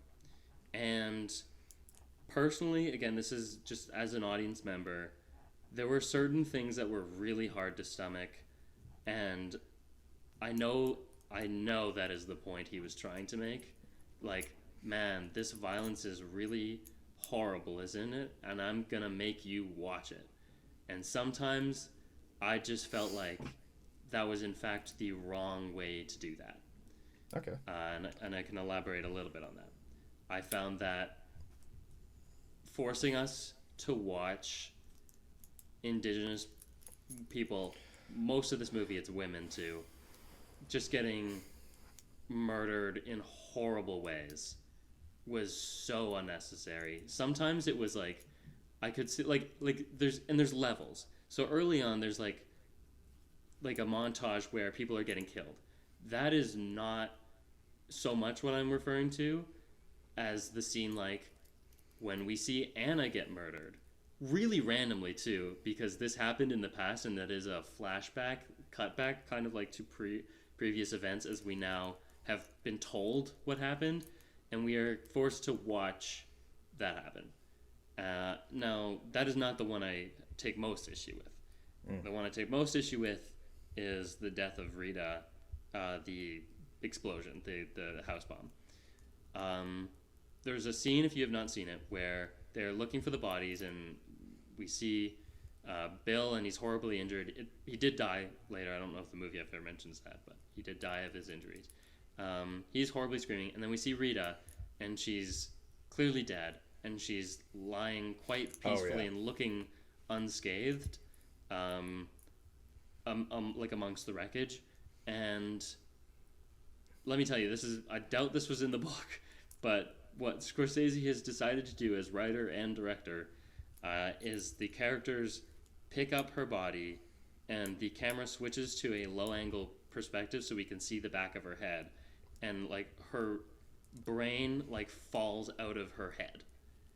And like even thinking about it now, it is so sickening. Like that as an idea removed from any sort of like modern like or like real issues, systemic issues, like that removed is gross. That is a gross thing. It was probably going to impact me either way. But like the fact that it is this subject matter, indigenous women, like there's like it's such a big part of like Canada especially, truth and reconciliation. And I know it's not as big in the US, so like a lot of my viewing is like knowing that I don't think a Canadian filmmaker would have done half the things Scorsese decided to do. Also, as an older filmmaker, I know there's just like different perspectives. Anyways, I found that really insensitive to just show like this horrible thing. And again, his point is clearly isn't that horrible. I agree with you, that's so bad. But to force audience members to see some of the violence perpetrated against Indigenous women, I was really offended by that personally. Yeah, I can actually jump in that I agree with you about that moment. In that my problem isn't about forcing audience members to watch it. I think it's just that feels callous. Like it feels like because it feels like it's played up as it's a reveal. It's a well, I don't think gag is fair. Not but as a joke, but like it's a punchline. Sure, it is a like punchline. An yes, evil anti-punchline. Yes, no, I agree, and I don't like that. I don't like that scene at all. That is one moment where I actually do agree with you. I think it's very callous. I don't care about putting the audience in it, like, because I think like the audience, it's a disturbing story. The audience might be disturbed. My problem is just that like it is set up in a way that I don't like. I agree with that moment. I just don't think that for the rest of the movie and the rest of the murders, it's generally veering into that. I think sometimes it shows a bit of gore. Sometimes it'll show a body, for example, that is a little bit like it's bloodied and but I actually think that a good chunk of the movie is fairly restrained. Like I think that there are moments where it's very violent like that and it's very gory, but I think that to me what I don't like about this scene is that feels very sensational, and I don't like that. I don't want this to be sensational at all. What I like about other scenes in this movie is that they don't feel sensational. They just feel bleak. It's a static shot and someone got shot in the head. And it's just like an objective, like, and there's not too much blood. It's just like, this is what happened. And you just have to contend with that. And so those scenes, while horrifying and disgusting, those ones I feel better about. I agree with you that this one I feel very badly about. I don't like the Rita one at all. And there may be a few other times where I'm like, I don't know if we need to see a hand that's like severed. There are other times as well where I agree on that front. But I think that in general, the movie is actually showing a restrained approach to this. Yeah, yeah. So clearly that is the one I have the most issue with. Yeah. I did find the hand thing, and even that is like, that's not an Indigenous person's hand. That is the white, still female and a young girl's hand.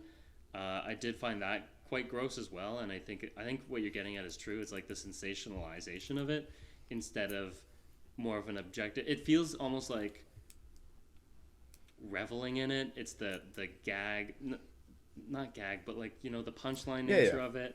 Like, oh, I'm really making a point about it, and that's what I take issue with.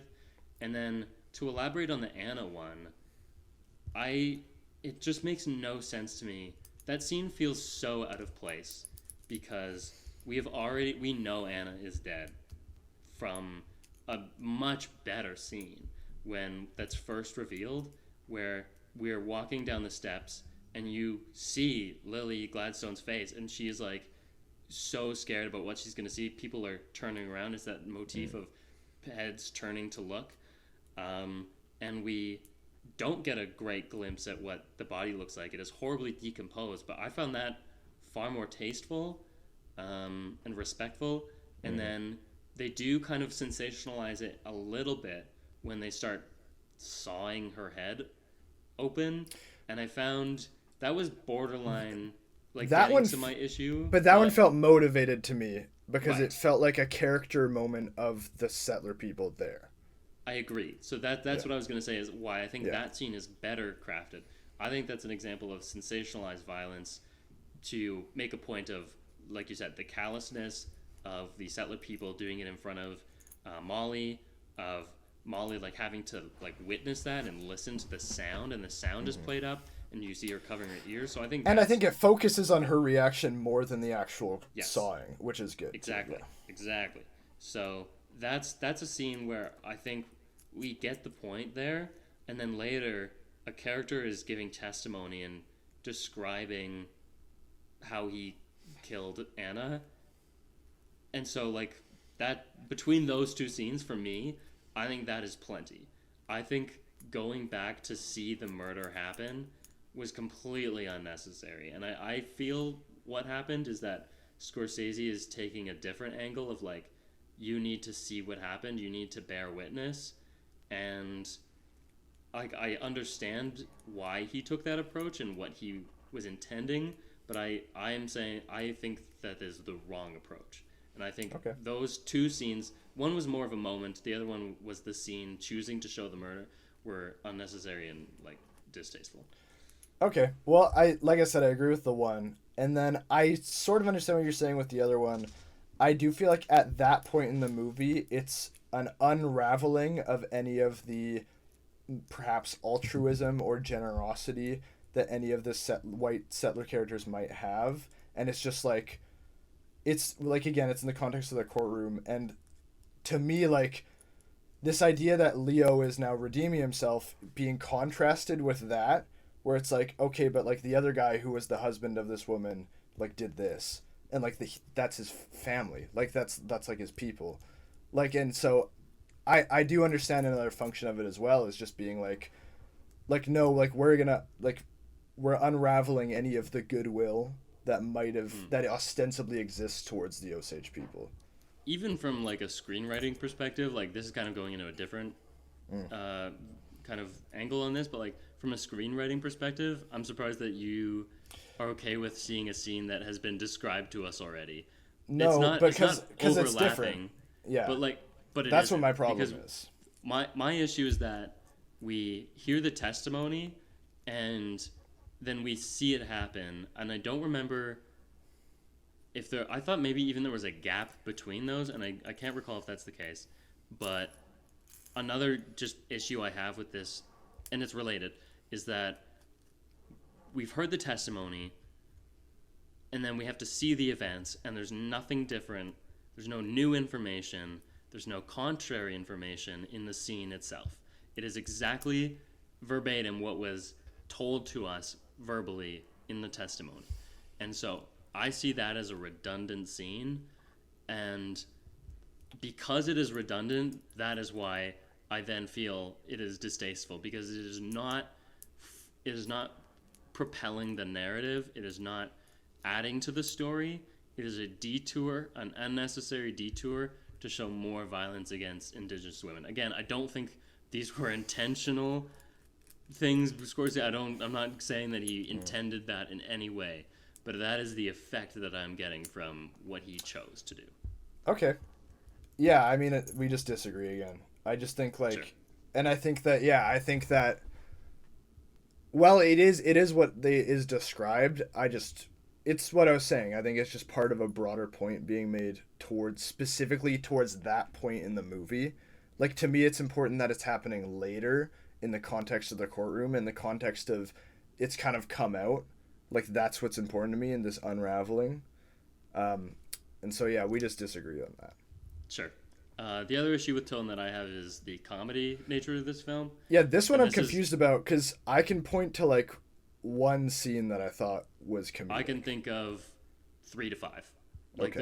There are several moments where not only am I, like, knowing that sometimes I kind of laughed because I knew, like, it is trying to be funny, and, like, I get it, and I get the joke, and sometimes the jokes are funny, but, like, when you reflect on it, I found it wildly insensitive, so I'll elaborate, but, and these jokes, it is not just me. There were several times where the audience, because I was not in a packed theater, but a semi-packed theater. Far more people I've been in a theater with in quite some time, and there were some moments where the audience was laughing, and I was, like, sick to my stomach. I just remember that feeling of, like, hearing the laughter around me and being like, that is so fucked up that you were, like, that, not only that you were laughing, but, like, that someone wanted you to laugh during this. I understand. Well, what's an example? Impulse. Yeah. Well, I can list them, but, like, yeah. I understand the impulse of, like, this is a bleak story and wanting some amount of, like, release from that, but I think that's the wrong move. I think that kind of takes away the humanity actually. So the one that sticks out in my mind most is a scene where one of the really unscrupulous characters is described is he has his indigenous stepchildren, I think. Anyways, Sure, that one is a joke. That one I know. That was the first thing I thought of. Yeah. So that's my biggest one. It's the one that I can recall most, but it is not the only instance. Although I might have trouble recalling what the other ones were. So, in this one is this white character has inherited, sounds wrong. It is now in charge, like has the care of these indigenous children, who I think they're his stepchildren from a wife who died. He probably killed her. And he goes to the insurance person and he says, if I adopt these kids, or if these kids are mine, and if they die, do I get their head rights? That's the term that's thrown around in this movie, meaning their inheritance, their rights to the oil. And the insurance person says, no, that sounds like you're going to adopt these children and then murder them. And that is very clearly played as like a joke, because it is just so upfront he is about his banality of evil. But like I also feel like, again, that is actually contradictory to the banality of evil, because it's now sensationalized. This particular instance is played for a laugh, and I feel like a banality of evil is not funny. I think that's a wrong approach. And then also I think making a joke about murdering indigenous children, it just is not funny to me at all. I found that one in particular really disgusting. But again, not the only like joke in this movie, and jokes that are in the latter half specifically, when it is getting quite grim, and again the laughs are played not at the expense, but like it is taking away the seriousness of what is being portrayed, and I found that to be just a poor, distasteful artistic choice. Yeah, I do disagree with you about that scene as well. In that, so like you were in, and this might also be a difference of reception in that, say you were with a bunch of people in your theater, I was not, and so that moment was completely silent for me as well. Like I could definitely see the reaction of if a bunch of people like really laughed at that, I could definitely see like being very much turned by it. But to me, while it is played for comedy, it's not like a knee slapper. Like you're supposed to, it's a very like grim joke. Like it's not, I don't think it's played as like you're going to laugh very hard at that. Like, and maybe, so if that's what happened in your theater, like that's different obviously, but like for me, like I didn't laugh at all. I recognize like that's a joke, but I didn't laugh at all, because to me like that was, if anything, like it just, again, like this is the part of the movie where it's like, oh no, really, like they are all in on it and none of them care. And that's what this moment is to me, is that like he's actually just upfront about it, and he doesn't feel any shame about being that upfront about the fact, because he even responds to that after, and he's like, it's like the implication is like, yeah, like he's being upfront about like that's what he's gonna do. Yeah, if I can get away with it. Yeah, that's what yeah. And I think that like what's funny about it is just that it's so absurdly evil. Like it's an absurdist joke. It's not like a set up punchline, but like that's not, so I think we might be just seeing it differently, but like I saw it just as like the joke is how absurdly horrible it is, and it's so horrible to such an absurd point that you just kind of you almost have to laugh at it, because it's just like, I can't believe what I'm seeing. I can't believe that. And so I think in the context of unraveling it, I disagree that it's playing as something that is meant to make an audience go wild, and I don't think it's a super sensational moment either. And so if it did happen in your theater, but also acknowledge, just because it happened in your theater doesn't mean that's what it is, even though some people might take it that way. That doesn't mean that that's what the movie, like, again, like I don't think artistic intentions are weird, and that's a weird area to wade through.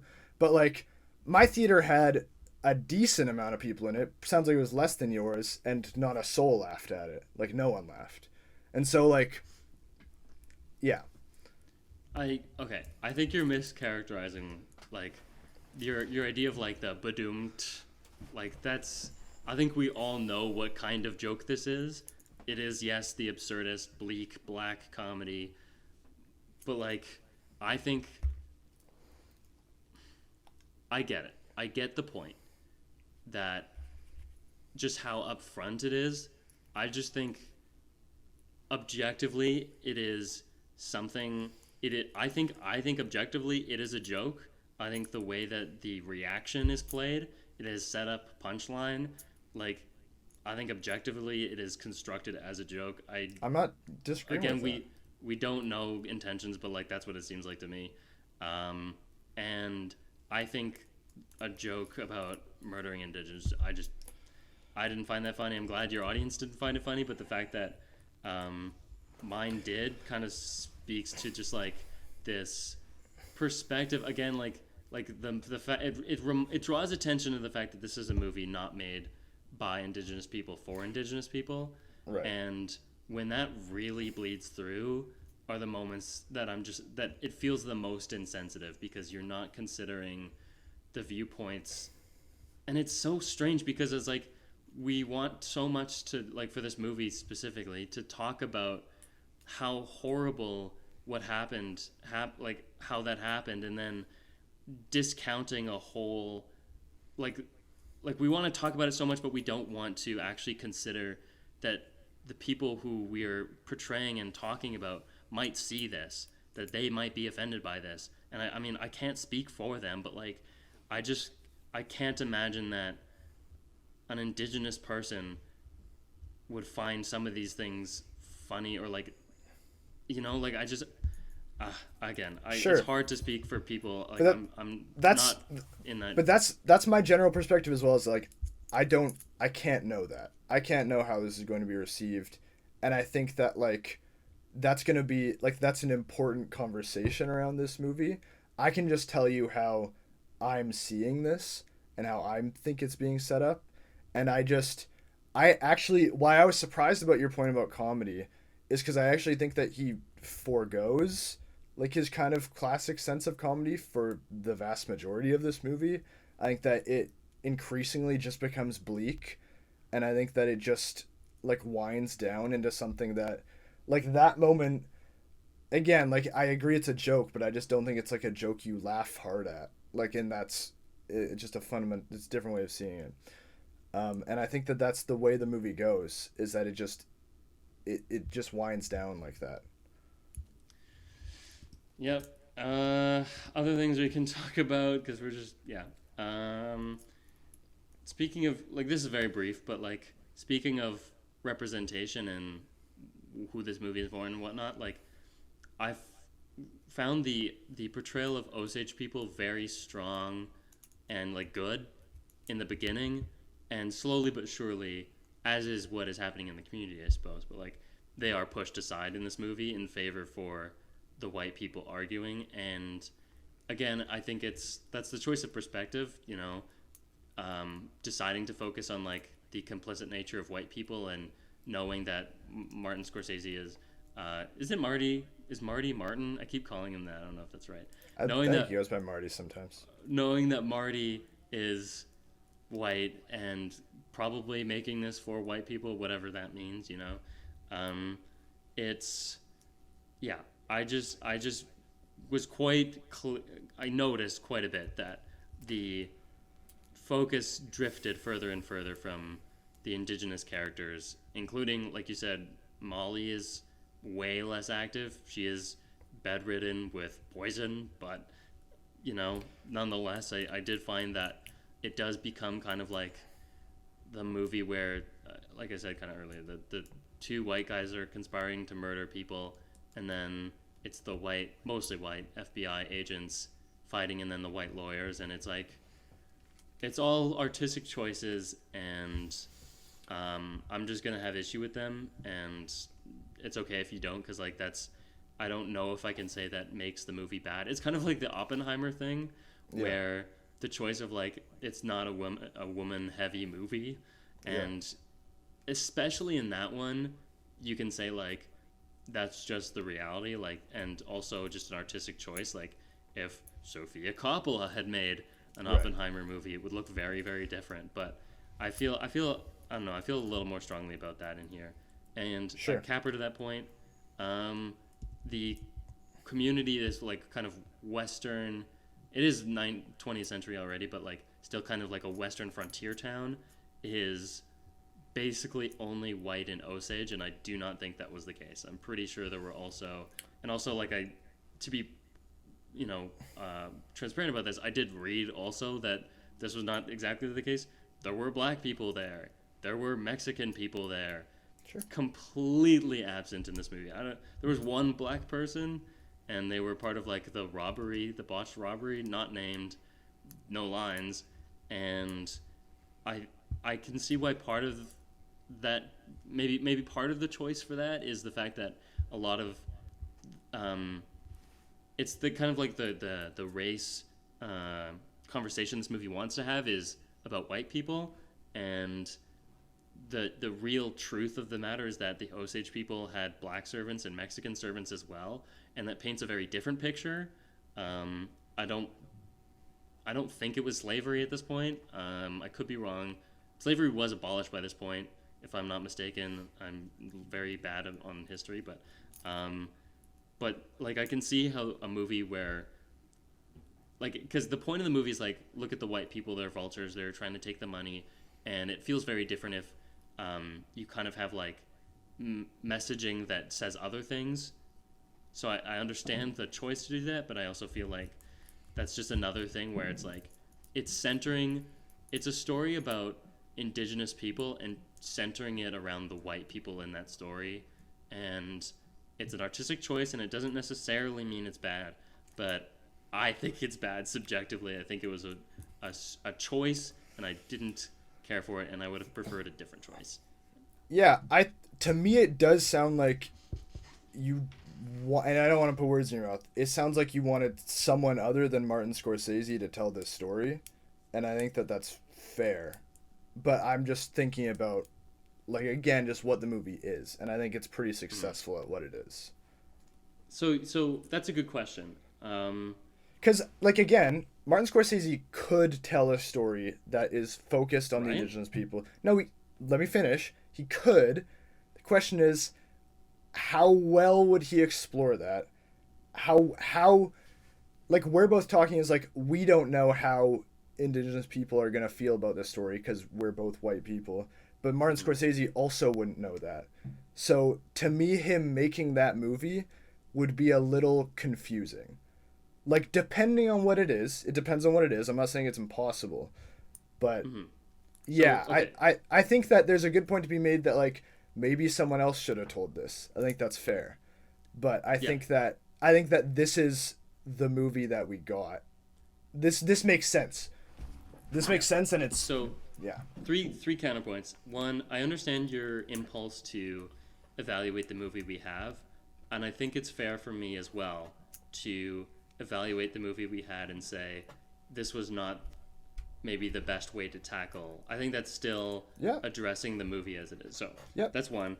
Two, I do think, and you did say this, so this isn't necessarily disagreeing with you, but Martin Scorsese absolutely could have made a movie like that is centered around Molly's character, that centers around the Osage people. Would it have been strange? Historically, yeah. I mean, white people make movies starring white people a lot. That's kind of what they do. I also don't think that... I think it's...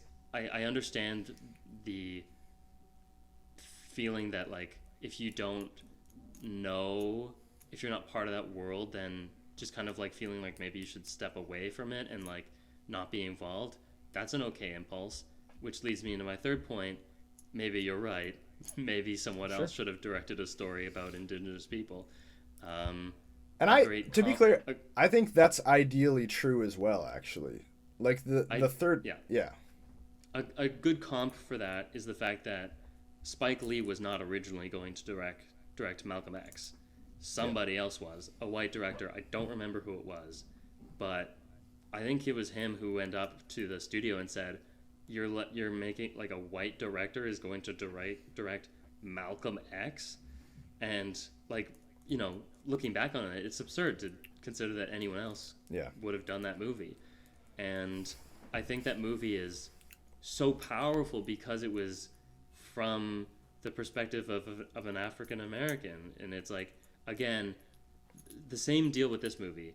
You could take the white perspective and do the banality of evil that killed Malcolm X, or well, I don't know the history that well. I think he might have been killed by other black people, but or the FBI. I don't remember. Anyways, but equally like interesting, or maybe more subjective, the indigenous perspective. I'm rambling. I'm going to stop talking. I'm sure people get the point. Yeah, I'm saying just based off your third point there of it being like maybe someone else should have told us. That's why I actually think it was a pretty good decision to do what he wound up doing, and so we can leave it there. Oh, which was okay, yeah. We can talk about direction though. Sure. Do you have some praise that you haven't given out yet? Yeah. Yeah, I just think that the directing in this movie is very top-notch, and I think that's seen in that all of the characters, I think, are really good. I think all the performances are really good. I think their chemistry between all characters, and I don't just mean, like, quote-unquote romantic. It's not romance, but, like, you know what I mean, between chemistry between Ernest and Molly. I think that that's all very good. Yeah, and then I also just think, like, this is the kind of filmmaking that I love, which is just bare bones. It's just good decisions, and it's just very good shot choice, and it's the right shot choice, and it's not trying too hard to do something that's has too much of a flourish. Like, so for example, and like the characters feel small, and they feel like they're being like pushed in, and I don't mean that like the world is closing around them, like they're claustrophobic. That's not what I'm saying. But I think that the shots reflect this kind of perspective, in that there's so many great two shots that are full, and the characters are just kind of segmented to the side here. And then when they do cross that line and the proximity between characters becomes big, it almost feels like the scene gets bigger. Like the scene where Leo starts like snapping at Molly's character, where Ernest starts snapping at Molly. Like that's one where I can think of in particular, where he kind of is on this other side of the screen and it becomes very oppositional. And I think that the movie plays with this duality of oppositionality mixed with supposed benevolence in some points.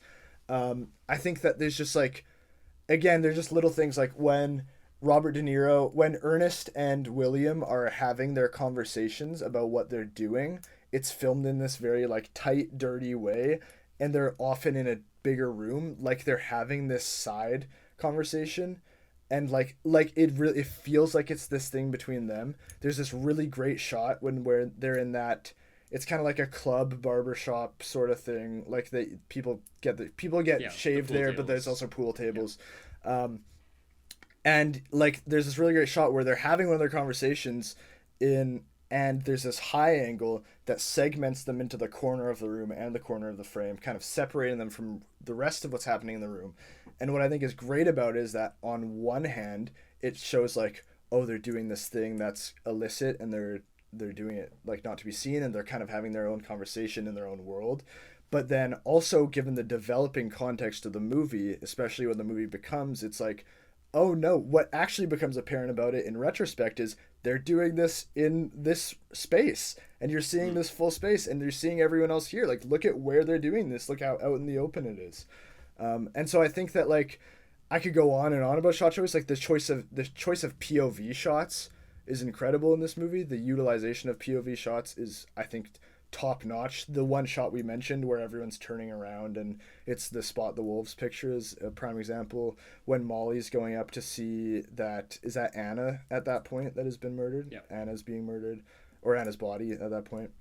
I think that's another good one. There's another just subtle one where she's gotten more and more sick, and she just sees these vague reflections through this kind of tinted window, and it's just like the amorphousness of the people outside there. She just voices that, but there's also one that's slightly earlier, and it's when Ernest and someone else come into the room. I don't remember exactly who, but it's just a great visual moment of like these are nebulous people to her.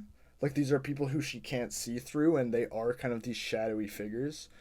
I just think like I think the direction is like really really top notch here. Yeah, I'll say that most of the time I wasn't thinking too much about the direction. I do think that like just as a general, like how I felt about the movie generally, I think, Martin Scorsese knows how to make an engaging crime movie. So like, the fact that it didn't call attention to itself most of the time is a good thing. The shots that I did notice were few and far in between, and usually they were like pretty good. So like the wolf one I really really like, the one going into the canyon. There was what was I gonna say? I liked, or at least I noticed. There's like the classic steady cam shot. As soon as it happened, I was like, oh Yeah, we're this doing is the Scorsese. Yeah. He's doing his Goodfellas. He does it a shot, couple times. I only picked up on it the one when they're in their house and they're going around like the living room of the house. Oh, okay. It's also when they get off the There might have been train. another. When he gets off the train right at the beginning, there's another one that's all like it. But Yes, you're right.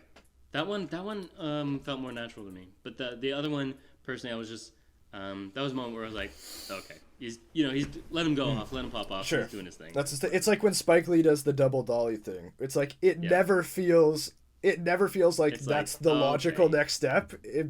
I always notice it's happening, but I'm always like, yeah, do it. Hell yeah, man. Well, because it Yeah. draws attention to itself. But It draws it's, yeah. But let's have fun, and sometimes you want to draw attention to itself. I Yeah. don't know if that breakfast scene was a scene that needed attention to itself, but you're exploring a new space. Whatever, I don't need to dwell on it. Do you see the split diopter? Yeah. I think it was split. That Yeah, was interesting. with the that eyes? threw me off. I was like, whoa, yeah, With the eyes at the beginning? yeah. Yeah, that was really cool. So it's a shot way at like one of the first shots. Yeah. And it's children peeking through like a tent. I think it's made of branches, so there's like little holes they can peek through. And one eye is very close, and the other one is like a little bit like a regular kind of close-up size. And the split diopter makes them both in focus. I was like, whoa, Yeah. that's a big eyeball. That's a big eyeball. That is true.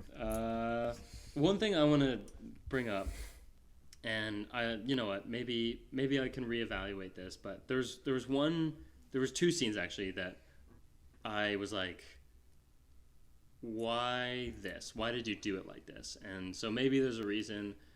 Even if there is, I might just inherently disagree. But and I think they were ones you had mentioned. So it's scenes. There's two scenes between De Niro's character and Leo's character, and they're both relatively early on. One very early, and one a few minutes, maybe 5 minutes later.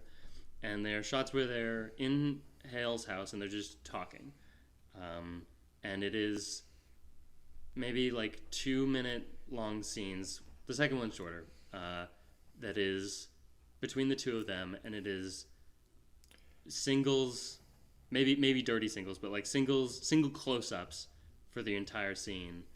And the conversation is largely what I would say aimless. It is what sounds like rambling, and like especially the first one is like catching up with a relative you haven't seen in a long time, and it goes towards, both of them kind of lead towards more important things. It becomes about like, oh, you should try and get in with that family. You should try and marry an indigenous person, an Osage. You should, so that's kind of like the direction of those conversations. Is it starts kind of random and then goes to a more important point. Those two scenes I found at best odd, and at worst boring, I'll even say. And so those are both words that are like, my own experience of them. And I think it's again, like I said, kind of like aimless nature of the conversation. You can have an aimless conversation, but I think the close-up means something. And this is a case where yeah, like I'll stop beating around the bush. I found the direction of those scenes boring. It's switching between two close-ups for 2 minutes is just not interesting to me. The characters do not do any blocking. They are just sitting down the whole time. It's a sit and talk kind of delivery. And I actually just watched a video about how like a lot of modern filmmaking is sit and talk or walk and talk, or stand and talk. Sorry. And that might have colored my perception a little bit, but like I think just generally seeing two characters just sit and talk for 2 minutes in close-ups, the shot size is not changing, nothing is changing, and the conversation is not. I felt like what was happening did not warrant how it was filmed, which is kind of like the prime job of the director. And so those were two scenes that I just found oddly directed.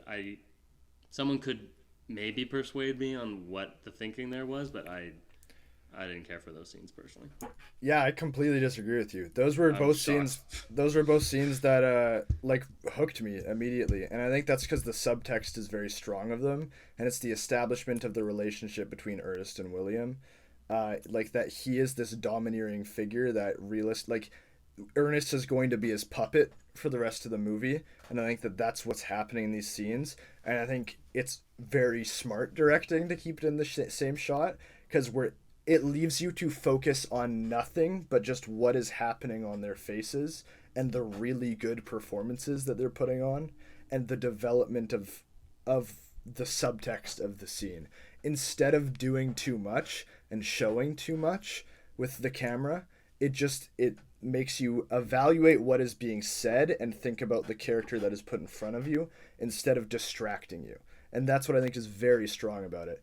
I might agree with you if the whole movie played like that, but it doesn't. No, thankfully it's not. So, no, I'm not even saying that. And that's, no, I know you're not, but that's what I mean to say is that the reason why I respect it as a good choice is because it's clearly, this is how we're doing this scene, because this scene is special for this. And then other conversations are going to be different, and then this and that, you know what I mean? So yeah, I definitely disagree with that. Sure. I can see that being like the explanation for why he chose to do it. I also think that is not the only way to achieve the same result. Like of course, but that's true about any choice you could ever make in filmmaking. Okay, no, but I'm just saying, like, as a counterpoint, if that was the goal, to make it seem like he was a puppet, I think there are more, again, this is subjective, so it's fine if you disagree, but like I think there's more dynamic ways to go about that, and I think Scorsese more than proves himself in the rest of the movie that there are interesting ways to film scenes, and those are good for those scenes though.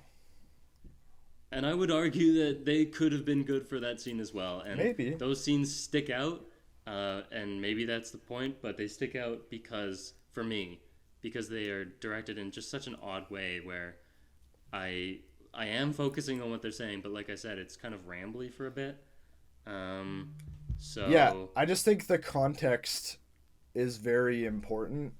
Like the context of scene, like I just disagree with broad state. I just disagree with, and I'm not saying that you're necessarily saying this, but I disagree with the broad statement that doing a scene this way is not good. So, for example, like doing a scene 2 minutes of shot, reverse shot, same shots, I just disagree that that's inherently bad.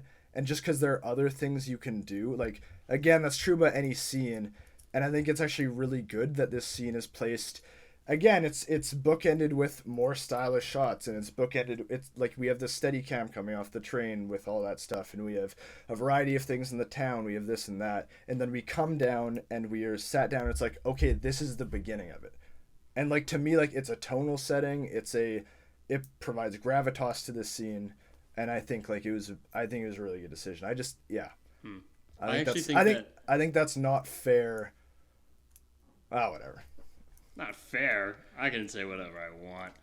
That's not what I mean by that. I just think that it doesn't make sense to me to say like, yeah, I guess it's just this works for me, and so it doesn't make sense to me to be like, well, you should have done it this way, because I think it's working very well as it is. But I guess if it's just not working for you, then that's that. Martin Scorsese can do whatever he wants, but I'm saying that I found the way he directed those two scenes in particular not interesting.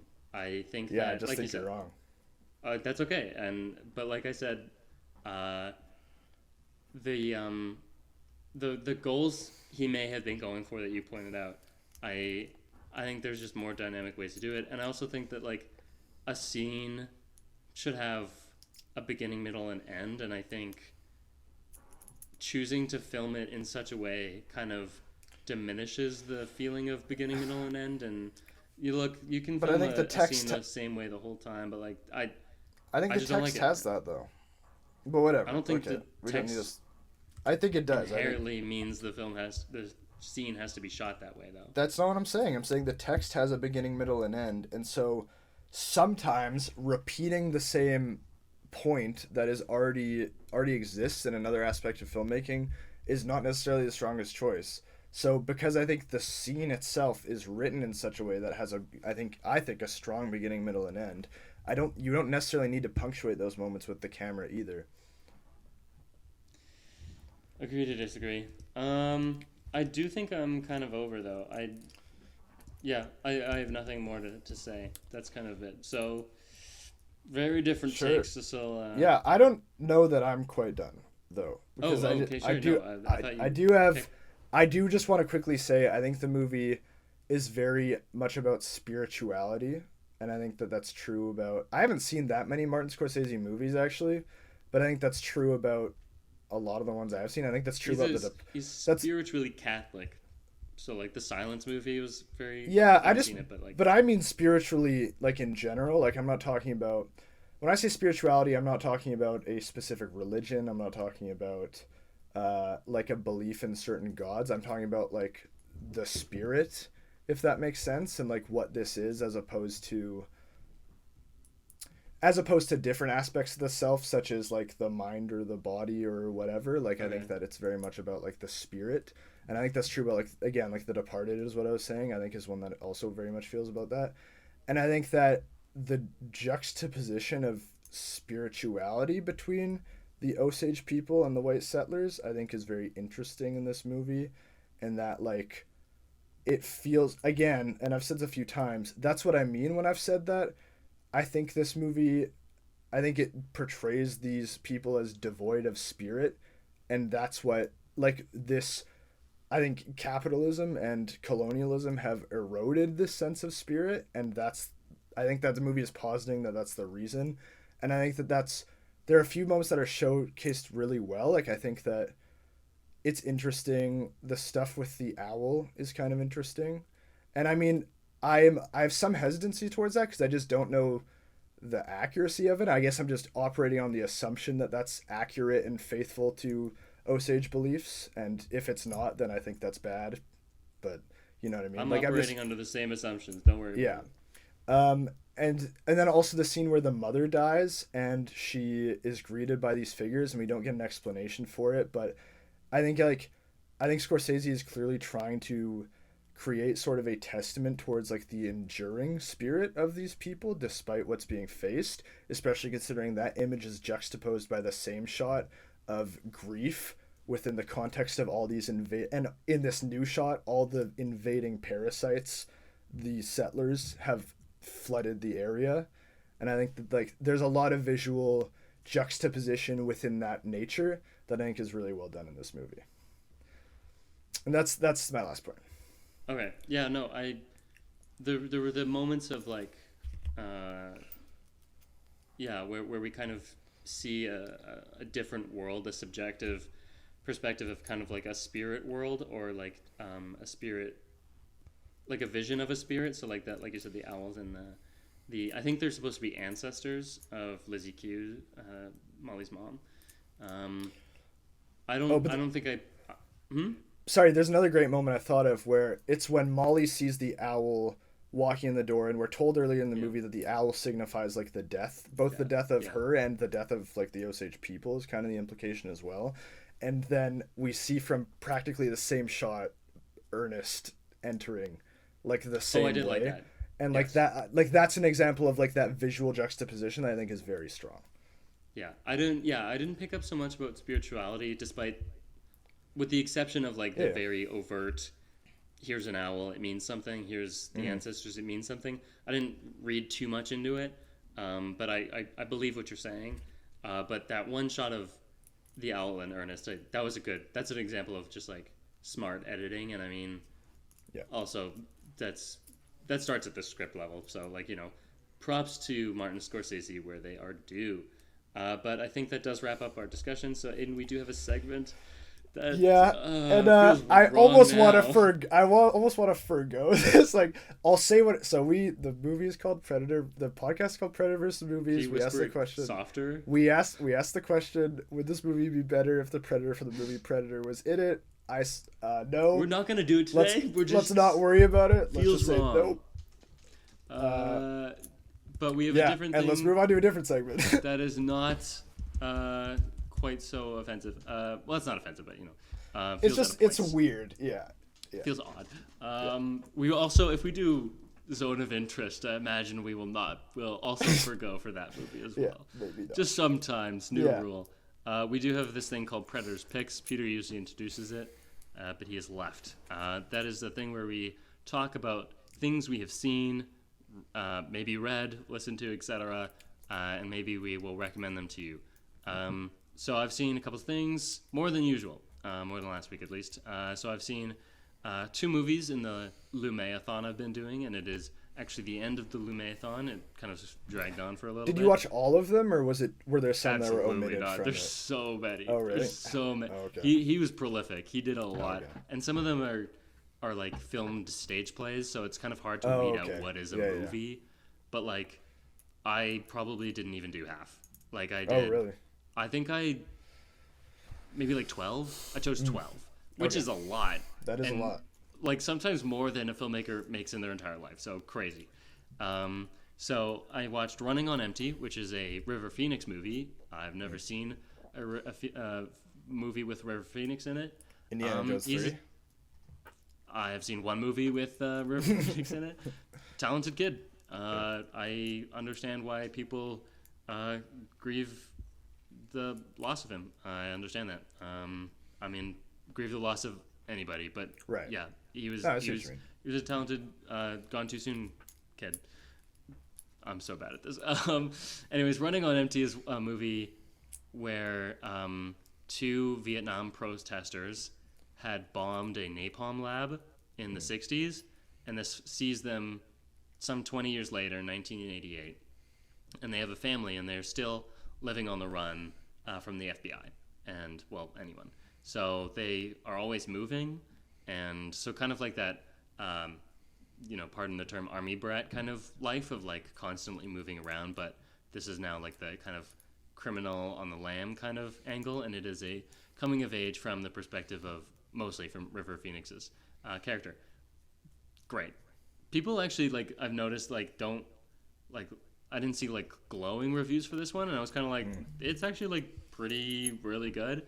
I wouldn't call it, like, a masterpiece either, but Right. I thought it was really well done. I find that most of Sidney Lumet's movies have, like, something for me that I really like, just really great direction. I like that all the characters, like, most of the characters get, like sympathetic and, like, empathetic arcs to them. Sort of minor spoilers, but Judd Hirsch is the dad, and I only know him from Fabelmans as an old man. But seeing young Judd Hirsch he's really good. He's really good at that in Running on Empty as the dad. And after they have to move again right at the beginning. He learns that his mother died since he last saw her, and he hasn't been able to be with his mother because he's on the run.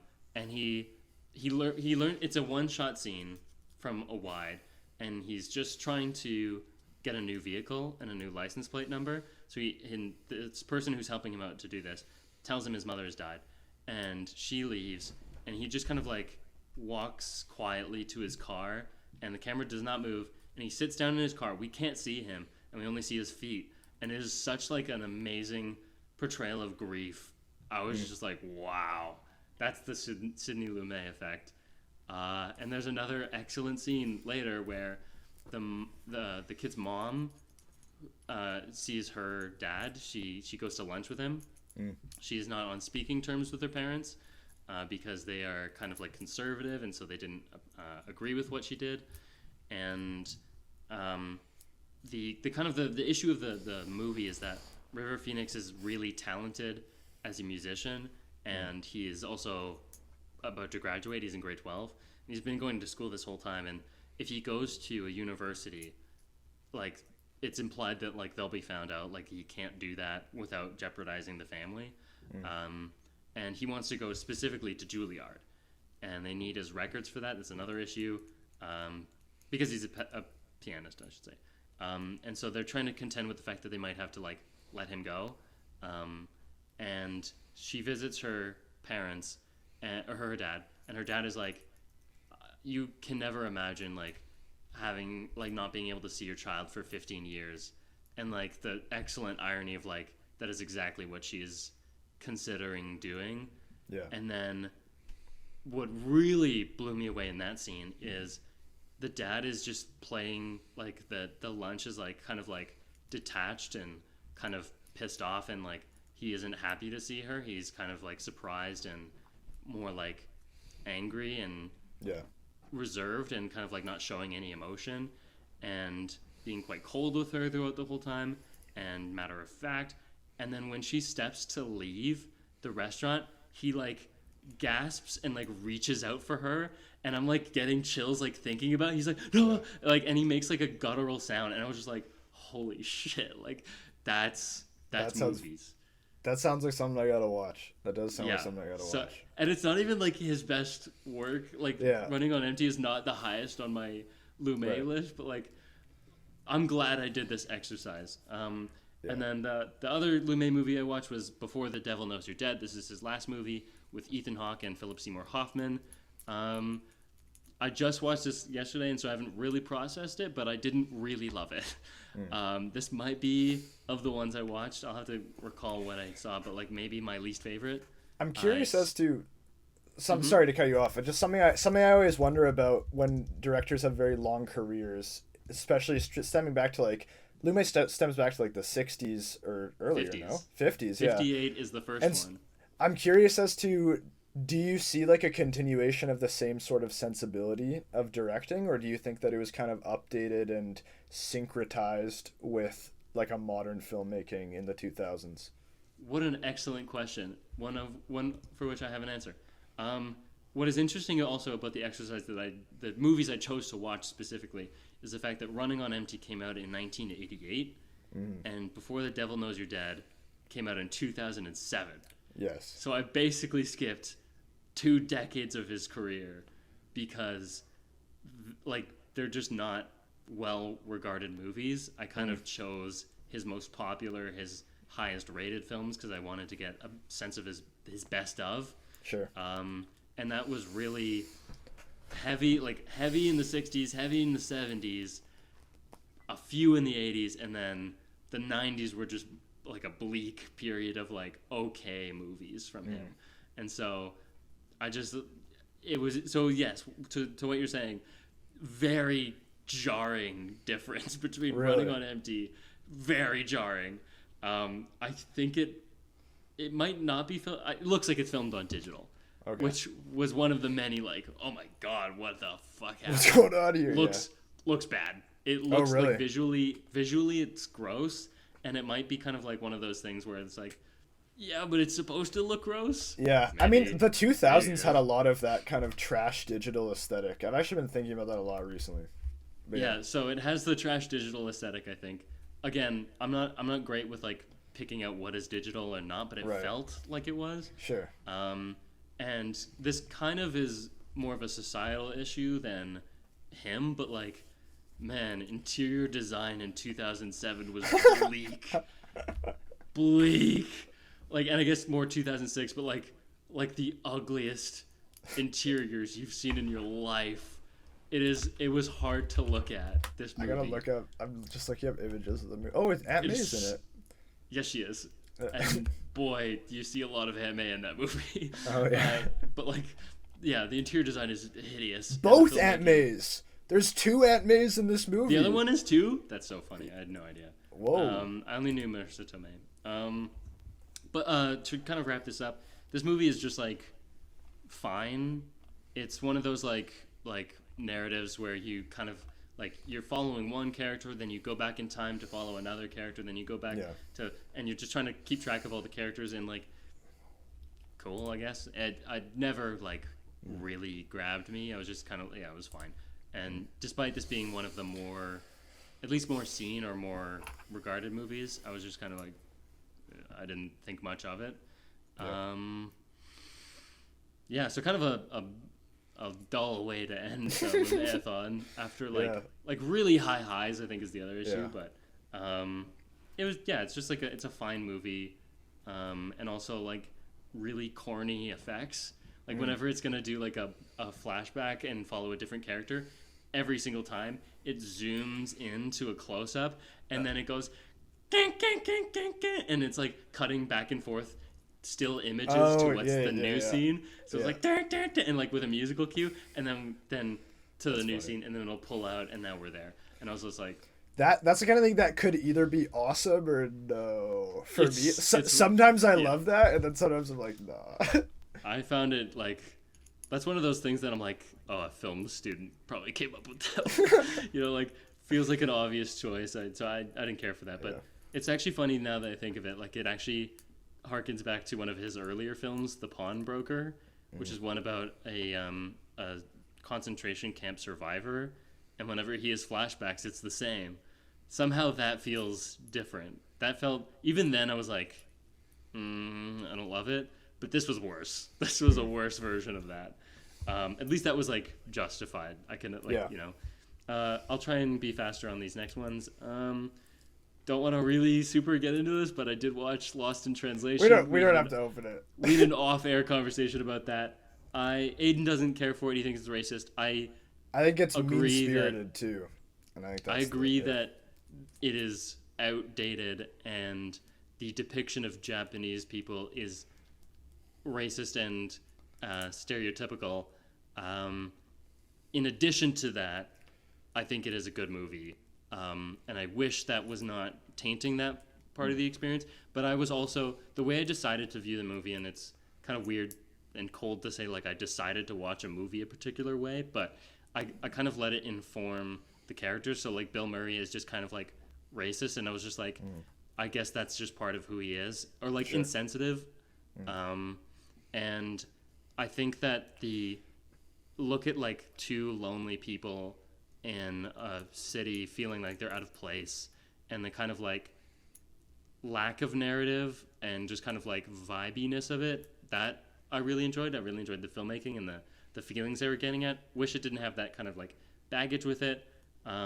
It's just like there's a couple moments that I wish were cut. There's one scene with like a Japanese prostitute that is like that is just completely unnecessary. Yeah. And the commercial as well is like, we don't need to do this. That one I have less issue with. It's whenever he's doing the accent thing, I'm just whatever. Anyways, so that's a movie I watched. I watched some spooky movies. Rewatched The Exorcist.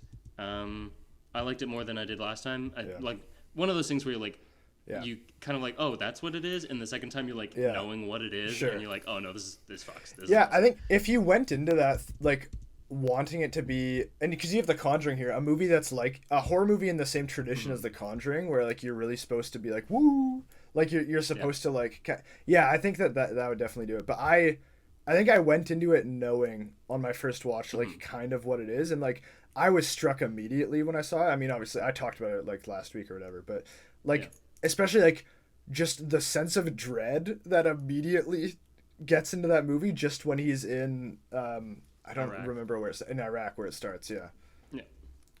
I'm still like that opening scene always confuses me, but I think I understand now, and I think I'll love it on a third watch. Yeah. But like I'm more and more understanding that like Father Merrin kind of has like the Max von Sydow character, the older the actual exorcist, like just kind of like has like this lore to him almost.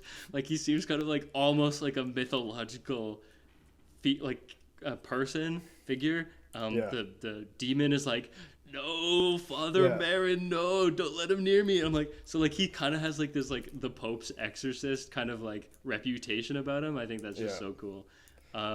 Yeah, that's a movie that I'm like, man, William Friedkin really popped off with Yeah. direction. That was fun. I'd be very curious as to how you feel about the third one, because it's a movie that clearly has flaws, but is also kind of fire in like a lot of ways. I'm probably not gonna watch that movie. Really? Or at least not for It's a long time. It's not like a trash movie. It's not like, I know you might hear Exorcist 3 and think, okay, but it's not. It's like a good movie. It's like a solid movie.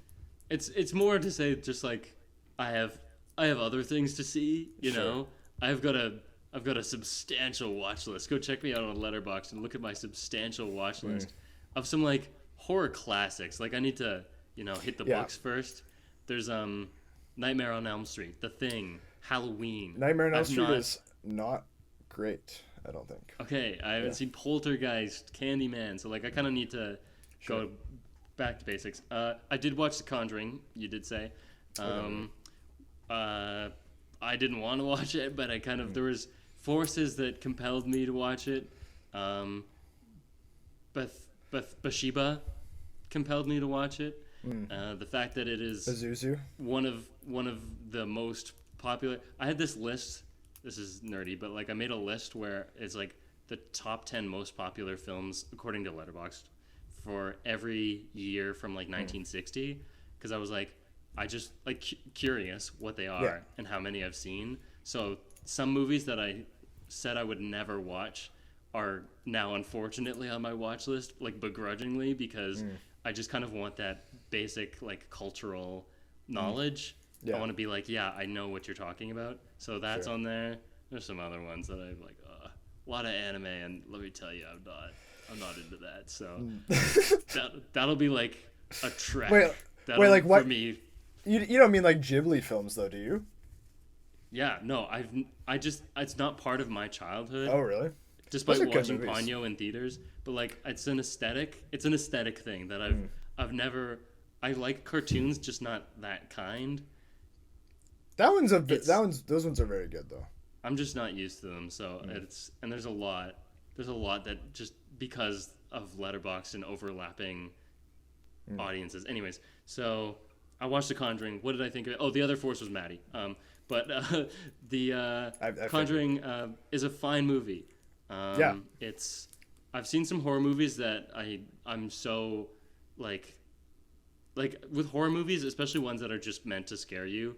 I do like pull away. I think The Conjuring is a very good example of a horror movie that's trying just to scare you, and I think like of the modern era, it's like one of the best examples of that kind of horror movie. Even for someone like I was trying to say, like even for someone who is like detached by these sort of things, I was kind of like only loosely following along and sometimes closing my eyes when I knew I was going to get scared. I was like, this is actually surprisingly well crafted. Yeah, I did not expect this level of like competence. I love the James Wan zoom. The James Wan zoom is so fun. Yes, I can think of a few of those. Yeah. Just like also the idea of those two weirdo couple, having a room full of cursed objects. What did you think was gonna happen? What, like oh no, one escaped. Yeah, no shit. Like of course one did. What are you fucking stupid? Anyways, so that movie was fine. Wrapping it up here, I did watch the episode 2 of Loki at some point. I don't think I'm gonna finish this season. I gotta be honest with you. Like this is another example of like freeing myself from the shackles. I'll like see something out of like vague interest. You'll dip your toes in. But like if it's not interesting to me, I'm not gonna persist. And this is an example of like I'm realizing I don't care, and I don't think it's like as good as the previous one was, or that's what my shackled mind thought. Whatever. Like it's not enough to keep me going. Also, and I'm not the only person who's noticed this, but like episode 2 starts in such a way that makes you feel like you've missed an episode. Like, it's so many. It's like, wait, what? What? Did something happen? Yes, but like, it starts with a character who I think was in the previous one, who I don't recognize. I don't recognize him from the first season. So like a character who might have been introduced in episode 1, and he is now in a completely different context, and I could not tell if that was the same man. Yeah. I was like, he kind of looks like the same guy. And then they're It's so also funny like, when shows do that. When it's Yeah. expecting me to remember something, and I'm like, no. bold of you Yeah, to expect yeah, me to remember that yeah. white guy's face. Yeah. And then also like the first episode ends with like Loki and Mobius in the TVA, no plan what to do, and like clearly like there's some things they need to resolve, and then the episode opens and they are in 1970, and I'm like, what are you doing here? What is so that was crazy. I watched the last Wes Anderson short, Poison. This is maybe my second or third favorite. After, so it'll go Swan, maybe Poison, maybe Henry Sugar, and then Ratcatcher had like nothing for me. I didn't care for that one particularly, but Poison was fun. And I'm realizing like I really like the 17-minute length ones. Like those are the ones. Henry Sugar was a different type of thing. It's a different medium almost. It's a longer short film, a medium length film, whereas these true shorts at 17 minutes, I really like those. So that was a good one. Nice. Okay. I was gonna say, how long last is thing Ratcatcher? Huh? How long is the Ratcatcher one? Also 17. Oh, okay. The last 3 are 17. Okay. Also, I don't know. People said there's like an order to them. Wow. Yeah, I heard that too. didn't- But between the two I've seen, I was like, I didn't need to see these. in I've order. seen all 4, and I don't know what the order was referring to. Yeah. Like, I think Henry Sugar is the obvious first one because it establishes What it Roald Dahl is. as the narrator, and it just feels like the starting point. But after, like, the other 3 are like, there's no relation. Anyways. Last thing after Rec, Catcher in the Rye, a book. That's right, I can read. Yeah. And I read it in high school and I didn't think much of it, but there was like an impulse in me recently, like I was like, oh, I'll read that book again. Yeah. And I'm enjoying it, and I think it is a good book, and I was actually like excited to read a fiction book, which is rare. It's new for me. I haven't felt that way in a while. But that concludes my picks. How far into it are you? I'm about halfway, but Because no that one was can spoil it. that was a book that I loved in high school. That was one where I knew a lot of people really were not fans of it, but I loved it in high school. Because it's like the character is like really negative and like depressed. Yeah, the character's and, an like, asshole, but yeah. Yeah, and so like a lot of people see that person and they're like, I hate having to live in this person's head. But like for the two of us, that's like, oh, it's me. Yeah. No, I'm kidding, but like She's I also just think like that, me like, for real. Yeah.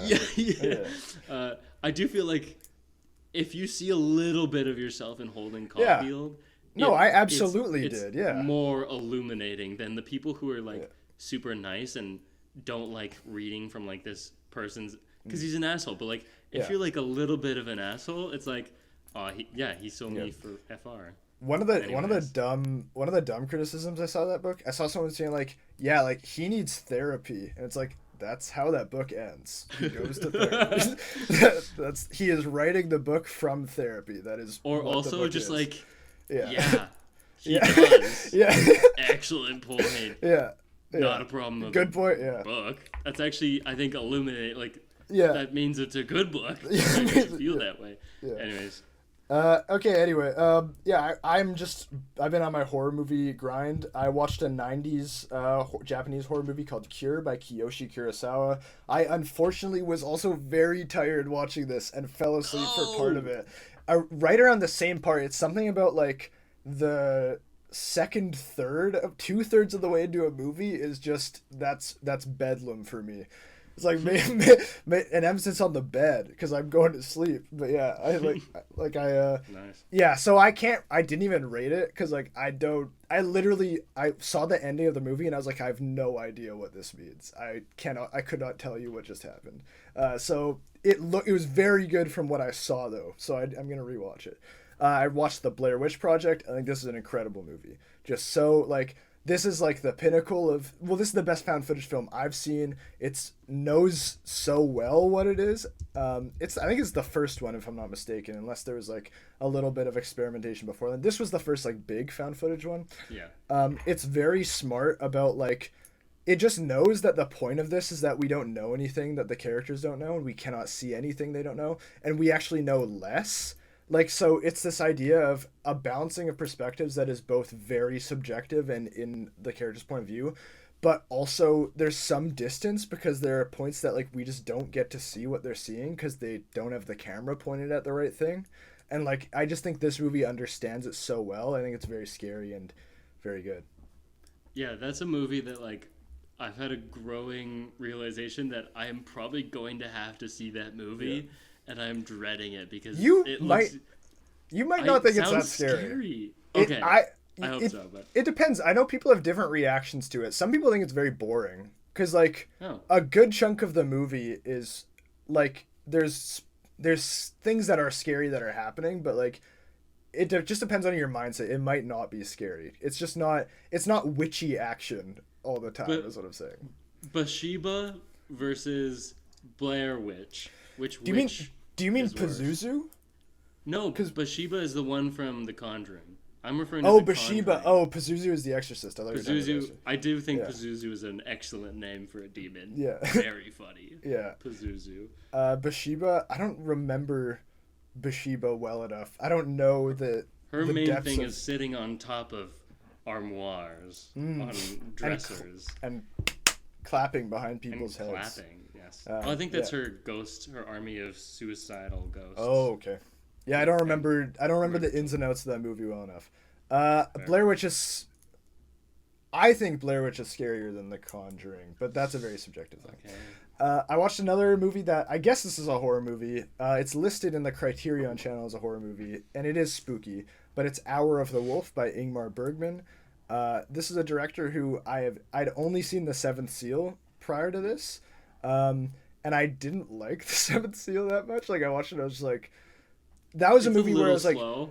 I don't, and it was also like I didn't get it. Like if I'm being honest, I just didn't get it. I was like, I understand there's like something about morality, like he's playing chess with death and like souls, and I just didn't get it. Yeah. This movie I loved Hour of the Wolf. I mean, like this is a type of filmmaking that is right up my alley. Like this, very concerned with like the composition of people within the frame. Like yeah, insane emphasis on composition. Like especially like. I've read some people saying that like it starts slow, like the first half is really slow and it feels kind of like a different movie, but I actually think like the sorrow end of the first one is really important. The sorrow of the first half is really important and it sets you up for what the movie will wind up being. I think this movie like doesn't reveal itself too hard at all, but really touches on a lot of things, and I think it's really gorgeously photographed too. So I would definitely recommend it. Yeah, thinking back on The Seventh Seal, I mean, I haven't seen much Bergman. Maybe that might be my only Bergman as well, but I don't know if that's the right choice as like an intro to Bergman. Like, Yeah, it doesn't feel right, like- does it? I feel like a lot of his movies, and it's not the only one that kind of goes in surrealist elements, but so many are actually quite like, not mundane, but just like real, like kind of average life. And that one is quite like out Well, there. Again, I Hour of haven't the Wolf seen- is a little surrealist, especially towards Oh, the it is? end. Okay. But it kind of like the first half or so isn't really, and so yeah, it's a little wacky, but yeah, I really like this one. I think I've also just my taste is a little different. Like I think if I watched The Seventh Seal now, I'd probably feel differently about it. Fair. But yeah, that's what I Sometimes- watched. It do be like that. Next week. Oh shit. What is it?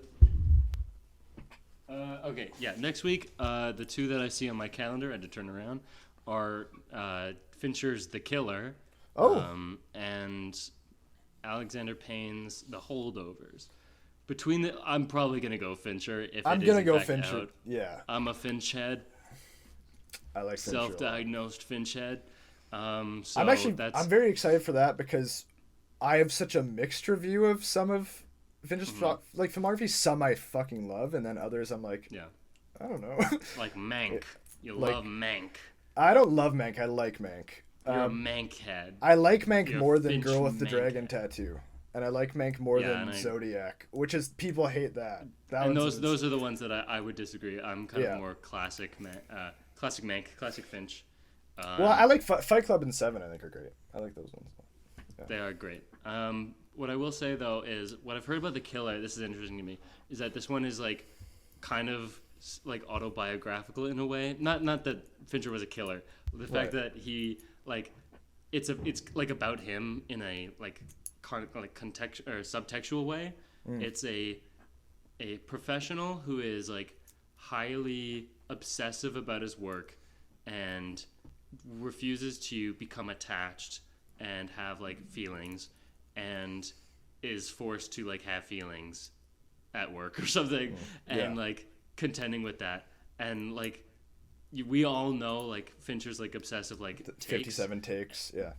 Like I'm interested to see this. That kind of like adds more to like the behind the scenes. I'm so interested. This has been a very long episode. Very long. We're back to our true form. Back to the old days. 3.5 hour movie. Got to give you some time to go off here. So if you like us, check us out on Instagram and Twitter at Predator v Movies.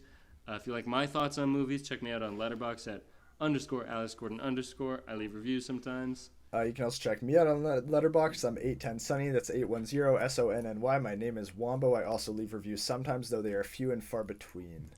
Peter doesn't have anything to plug because he is not here, which means that you have to leave a review or a comment or a star rating. Better be 5. Or you die.